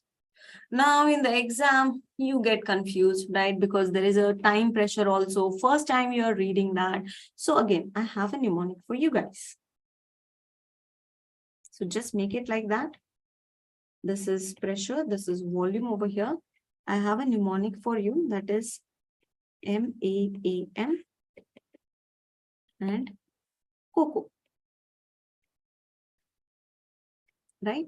You have to remember me at that point. That is ma'am, right? Ma'am told you some mnemonic. What is that? Ma'am, COCO, right? Ma'am, COCO. So remember that at A point, what is going to happen? B point, C point, D point. So I'm writing the points over here, A, B, C, and D. But remember to start at right-hand side, lower corner, right? Otherwise, everything will be messed up. This is A point, this is B point, this is C point, and this is D point. So what do you mean by MC? That means M for mitral valve. M denotes mitral valve. A denotes aortic valve. O denotes opening. And C denotes closure.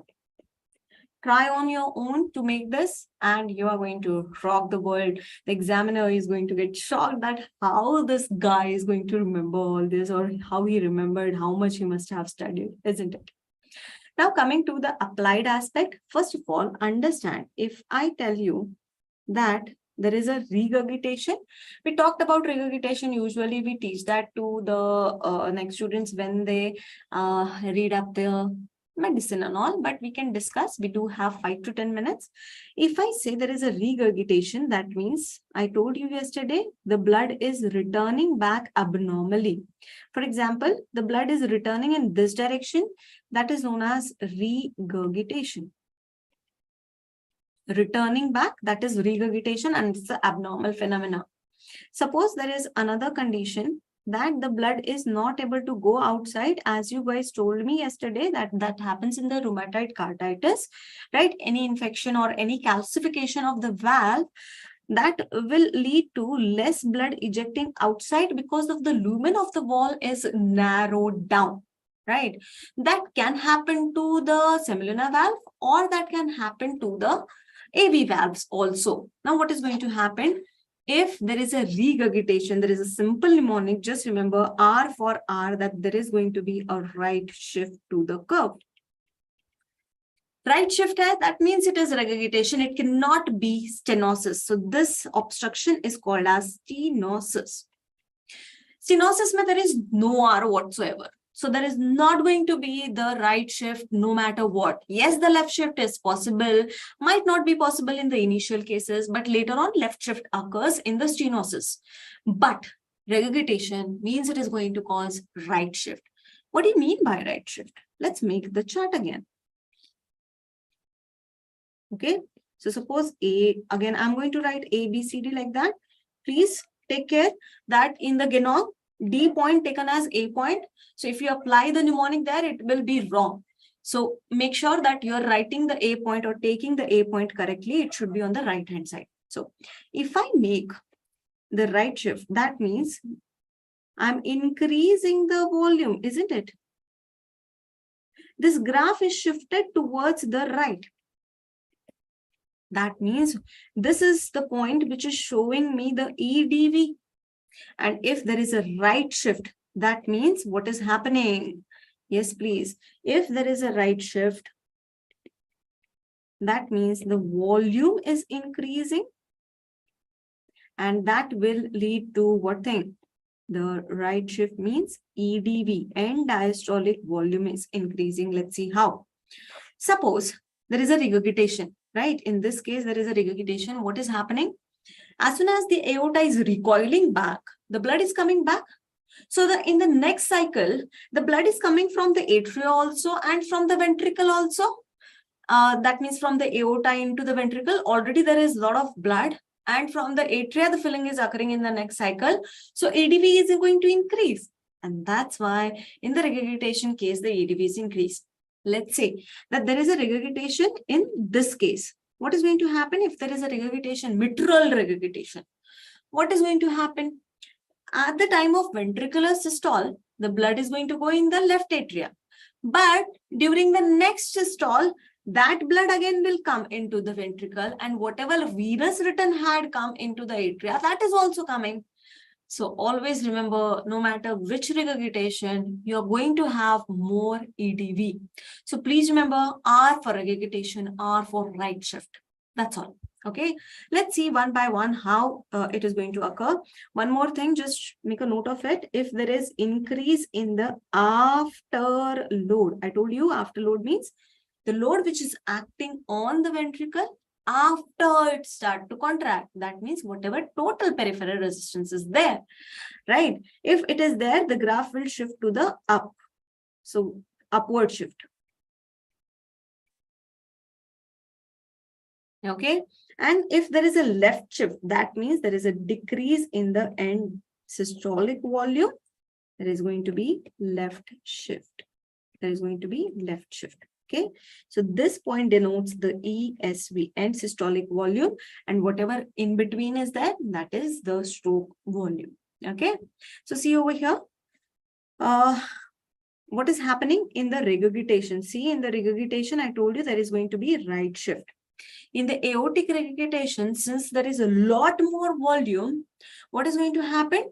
The afterload is increased. Why? Because the aorta is putting the blood back again. So whenever my ventricles are contracting, the blood will start to come back. And that's why I have to put more pressure from my heart. The heart has to put a lot of more pressure. So afterload is going to increase in the aortic regurgitation. That is not going to happen in the mitral regurgitation. Okay, and that's why the graph is going to shift towards, obviously there is a regurgitation, that means right shift is there and there is upward shift is also there. In the mitral regurgitation, the graph Regurgitation is there. So right shift is going to be seen, not the upward shift, because no increase in the afterload. In the stenosis, I told you what is going to happen. Stenosis, aortic stenosis. I'll make the diagram over here, guys. I hope you are awake till now. Aortic stenosis. My heart has to push very harder to push that blood into the narrow lumen, right? The door size is decreased, so the blood has to go like this. And to push the blood from the narrower door, I have to apply more force. And no matter how much force I'm applying, I'm not able to push all the stroke volume into one beat. What is happening in the initial cases? See over here, the graph is shifted upward. Why? Because there is increase in the afterload. And what is happening to the ESV? The ESV is end systolic volume is increased. At the end of systole, there is a lot more volume which is left. Why? Because of the stenosis, because of the obstruction. I'm not able to push the blood into the aorta, right? Now see over here, what is happening in the mitral stenosis or mitral stenosis? Suppose this is the heart. What is happening over here? There is a stenosis over here. So what is going to happen to the filling? The filling is not happening properly, and that's why the EDV is a decrease. When the heart, the ventricles was relaxing, because of the obstruction, the atria was not able to send the blood into the ventricle. So the EDV is decreased. So there is a left shift which is going to occur in this case. So EDV is decreased. So there is left shift. And if the EDV is decreased, obviously if the input is less, the output will be less, right? So stroke volume, the contractility is still normal, but slightly the ESV also decreases. Why? Because less volume was available. So whenever I'm going to give a same amount of contractility to that blood, less volume will be available after the systole also. So the overall graph will shift towards the left. So how we used to remember? Lieutenant, right? There is a position, lieutenant. So left means MS. The superintendent, lieutenant. So please remember, in the MS case, there is going to be a left shift. Okay. I hope you understood this, right? If you do not understood this, please message me. We are going to take it a little bit slow. I'll explain that on my channel because we do have less time. So I won't be spending the time much on this. Hello. Let's do a quick wrap-up sprint session. We have done the marathon of understanding. Let's run the sprint in next 5 minutes and cover this session with the MCQs. I want the answers quickly. Which of the following is correct order of stimulation of or activation of Purkinje fiber? So how the Purkinje fibers are going to get activated? That means who is going to come the third last, then second last, and then the last one. That you have to tell. Okay, you guys already given me the answer of that question. So interventricular septum first, then the pulmonary conus and posterior basal area at the last, right? And that's why what we are going to do is we are going to mark the A answer because this is the third, this is the second last, and this is the last, right? So they asked the order. So this is the order, right? Yes, I got the answers. Umesh, Tulika. Wonderful, guys. Wonderful. See, you're solving the entrance examination question. Clap for you guys. Okay. Now tell me, maximum AP generation occurs in which of the following? Yes, guys. Answer for this question.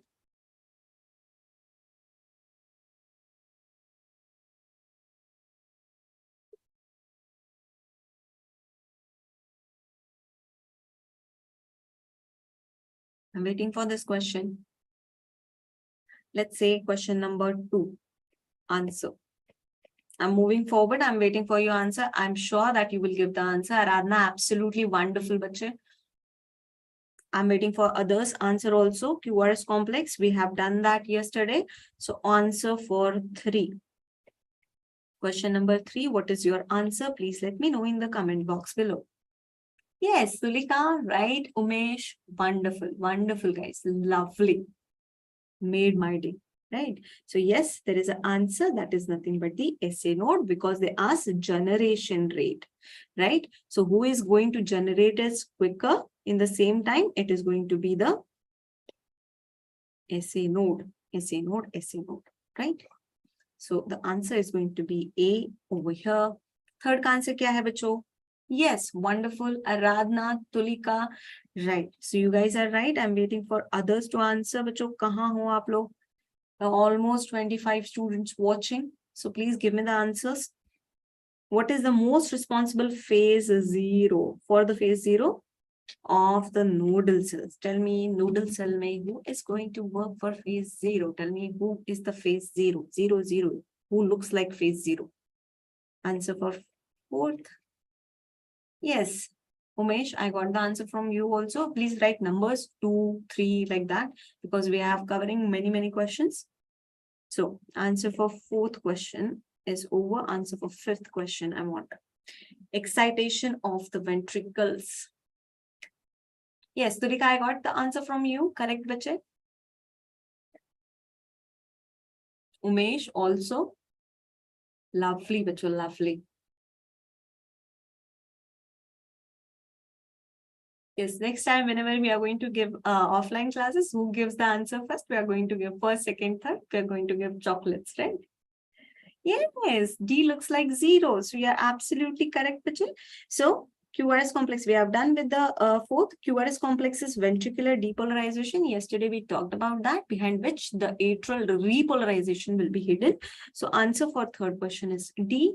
And nodal cell, 0 looks like D. So depolarization phase in the nodal tissue. Remember, they have not asked about the cardiac myocyte. So nodal tissue, Aradhna, Tulika, wonderful, wonderful, bacho. So it is going to be option D, calcium channels, right? Which calcium channel for that matter? Long acting, right? Pacemaker potential, in that we do have CAT.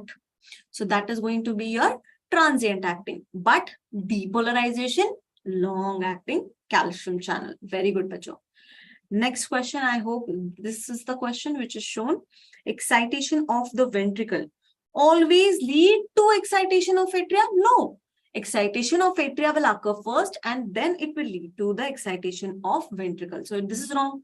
Result from action of norepinephrine. I told you we do not require, even while sleeping, there is no norepinephrine release, right? Norepinephrine or noradrenaline get released whenever we are in the stressful situation or in the excited situation, right? So we do not always need norepinephrine. We do have autorhythmicity, right? So that is also not correct. Proceeds from subendocardium to subepicardium. I told you excitation means that is asking about the depolarization, and D will start with endo, right? So depolarization start with endo and it will go to epi, and repolarization is going to occur in a reverse direction. So you guys are correct. Initiated during plateau phase? No, initiated after the phase 1 itself, phase 0. As soon as the depolarization is over, the ventricle will start contracting. At the phase 0 itself, they will start getting excited and the contraction will start in the phase 1, right? So this is also not correct. You guys are rocking the class, right? I'm very happy. Umesh, absolutely wonderful. This is the 6th question. Tell me the answer. True statement. Exhibit action potential characterized by rapid depolarization. Exhibit increased conduction velocity when exposed to AV node के बारे में they are asking. Velocity when exposed to acetylcholine. Conduct impulses more slowly than either atrial or ventricular cells. Capable of pacemaker activity. Intrinsic rate is 100 beats per minute. Wonderful, bache. Nuzat Banu, for which question are you telling the answer, bache? Are you telling for 4th question? Okay, tell me the answer for 7th question also. Ejection fraction increases with decrease in. The question should be decrease in. or ejection fraction will lead to decrease? So I'm just keeping the question like that. Answer. Chalo, tell me. These are the 4 factor, only 1 factor.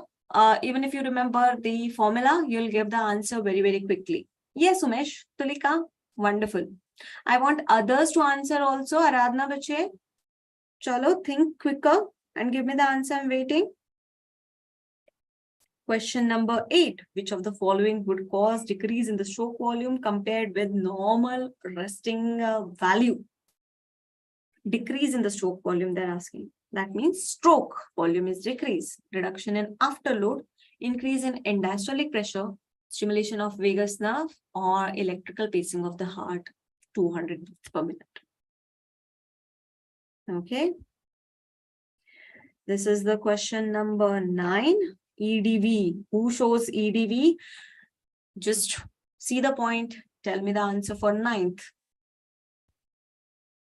Wonderful, bacho. Wonderful, Tulika. Aradhana, superb, bache. Umesh, superb. The pressure volume curve shifted to left. I told you the mnemonic for this also. Last question. Question number 10. This is the last question, I hope. Okay. And this is the last question. Okay. So 10th is the last question. I'm going to show this again. I'm waiting for your answers. Wonderful, Tulika. Girl, you're winning my heart, definitely. If you would have been in front of me, I would have given you the chocolate. But other guys, chalo, give the answer, fatafat, fatafat. I have to go and eat the food. Exhibit action potential characterized by rapid depolarization. Now understand, nodal tissues, whatever action potential they're giving, it takes same amount of time from reaching -40 to +20 in the time the cardiac myocyte reaches from -90 to +30. So they are called as slow action potential. Nodal tissue are called as slow action potential because calcium entry is actually slower. So they are nodal tissues. Whatever action potential they give, that was like this. That is known as slow action potential. And the cardiomyocyte, whatever action potential they gives us, that is known as fast action potential, because from -40, it takes more time to reach to the +20, that is spike potential, as compared to -90 to +30. That means the sodiums are faster, the calcium is slower. Okay, so this is known as fast action potential. Okay, so this is wrong. This is not a rapid depolarization. It is slower. Exhibit increase in conduction velocity when exposed to acetylcholine. Acetylcholine is parasympathetic, bacho. So parasympathetic will decrease the slope, take more time. So it is not going to increase, rather decrease the conduction. Conduct impulse more slowly than atrial or ventricular. Yes, there was AV nodal delay, right? And that is true. 100 beat per minute. No, bacho, it is going to give 40 to 60 beats per minute, right? So correct answer over here is option C. You guys are lovely. Aradhana, Tulika, you're rocking the class. As I told you, ejection fraction increases with, I already got the answer, and diastolic volume. Right? Answer is B. Why? Because stroke volume upon EDV. Now understand, there is one more phenomena. If the EDV, we are taking it as input. If the input is more, there will be more stretching, more will be the force of contraction. Over here, we are going to apply the law that is known as Frank-Starling law. That is your homework that you have to read. Frank-Starling law. It says if you increase the venous return and EDV, the output will also increase. Right? Which of the following causes decrease in stroke volume? Okay. Afterload. Reduction in afterload means less resistance. If less resistance, more will be the output. Right? So this is wrong. Increase in the end diastolic pressure. Increase in the end diastolic pressure, that means more will be the output. Again, this will increase the stroke volume. This is also wrong. Now, stimulation of vagus nerve. Remember, vagus nerve does not have any effect on the stroke volume. Why? Because it does not supply the ventricle and vessels. There is no supply of parasympathetic system on the ventricles or on the vessels. So that's why it won't affect the stroke volume at all. Yes, it will affect the heart rate, but not the contractility, right? If you raise the heart at 200 beats per minute, what is going to happen? There is a less time available for systole, less duration, systolic duration, right? Decrease in the systolic duration will lead to what thing? Less will be the filling. Systolic and diastolic, I should write. Systolic is decrease, but remember there is much more decrease in the diastole. Both will decrease, but the diastolic time reduces more. So that's why if diastole decrease will be the filling and decrease will be the stroke volume. Again, Frank-Starling law. So answer over here is option D. You guys already gave me the answer. Over here, the answer is going to be B. EDV is asked. That means this is the answer, right? And then the last question, lieutenant, that was MS. Superintendent, lieutenant. So MS, medical superintendent, usually called as MS. MS only shift towards the left. Shift left is MS, that is option C is going to be the answer.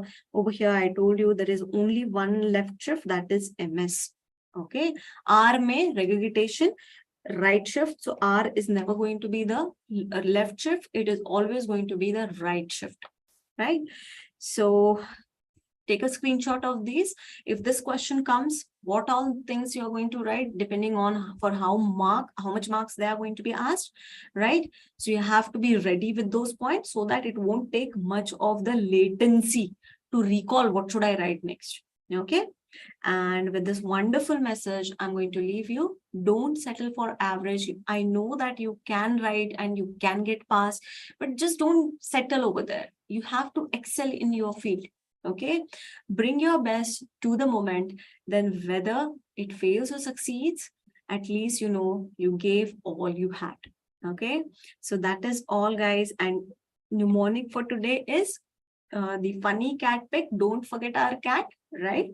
And that is all from my side. Thank you very much, guys.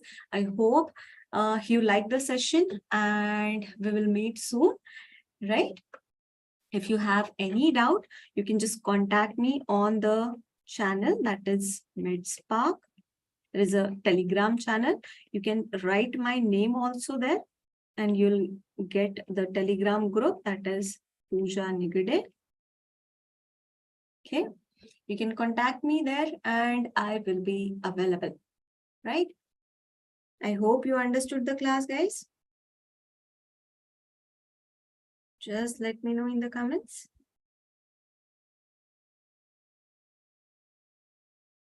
All right. When you give such a nice answers, I'm so thrilled. I'm so happy.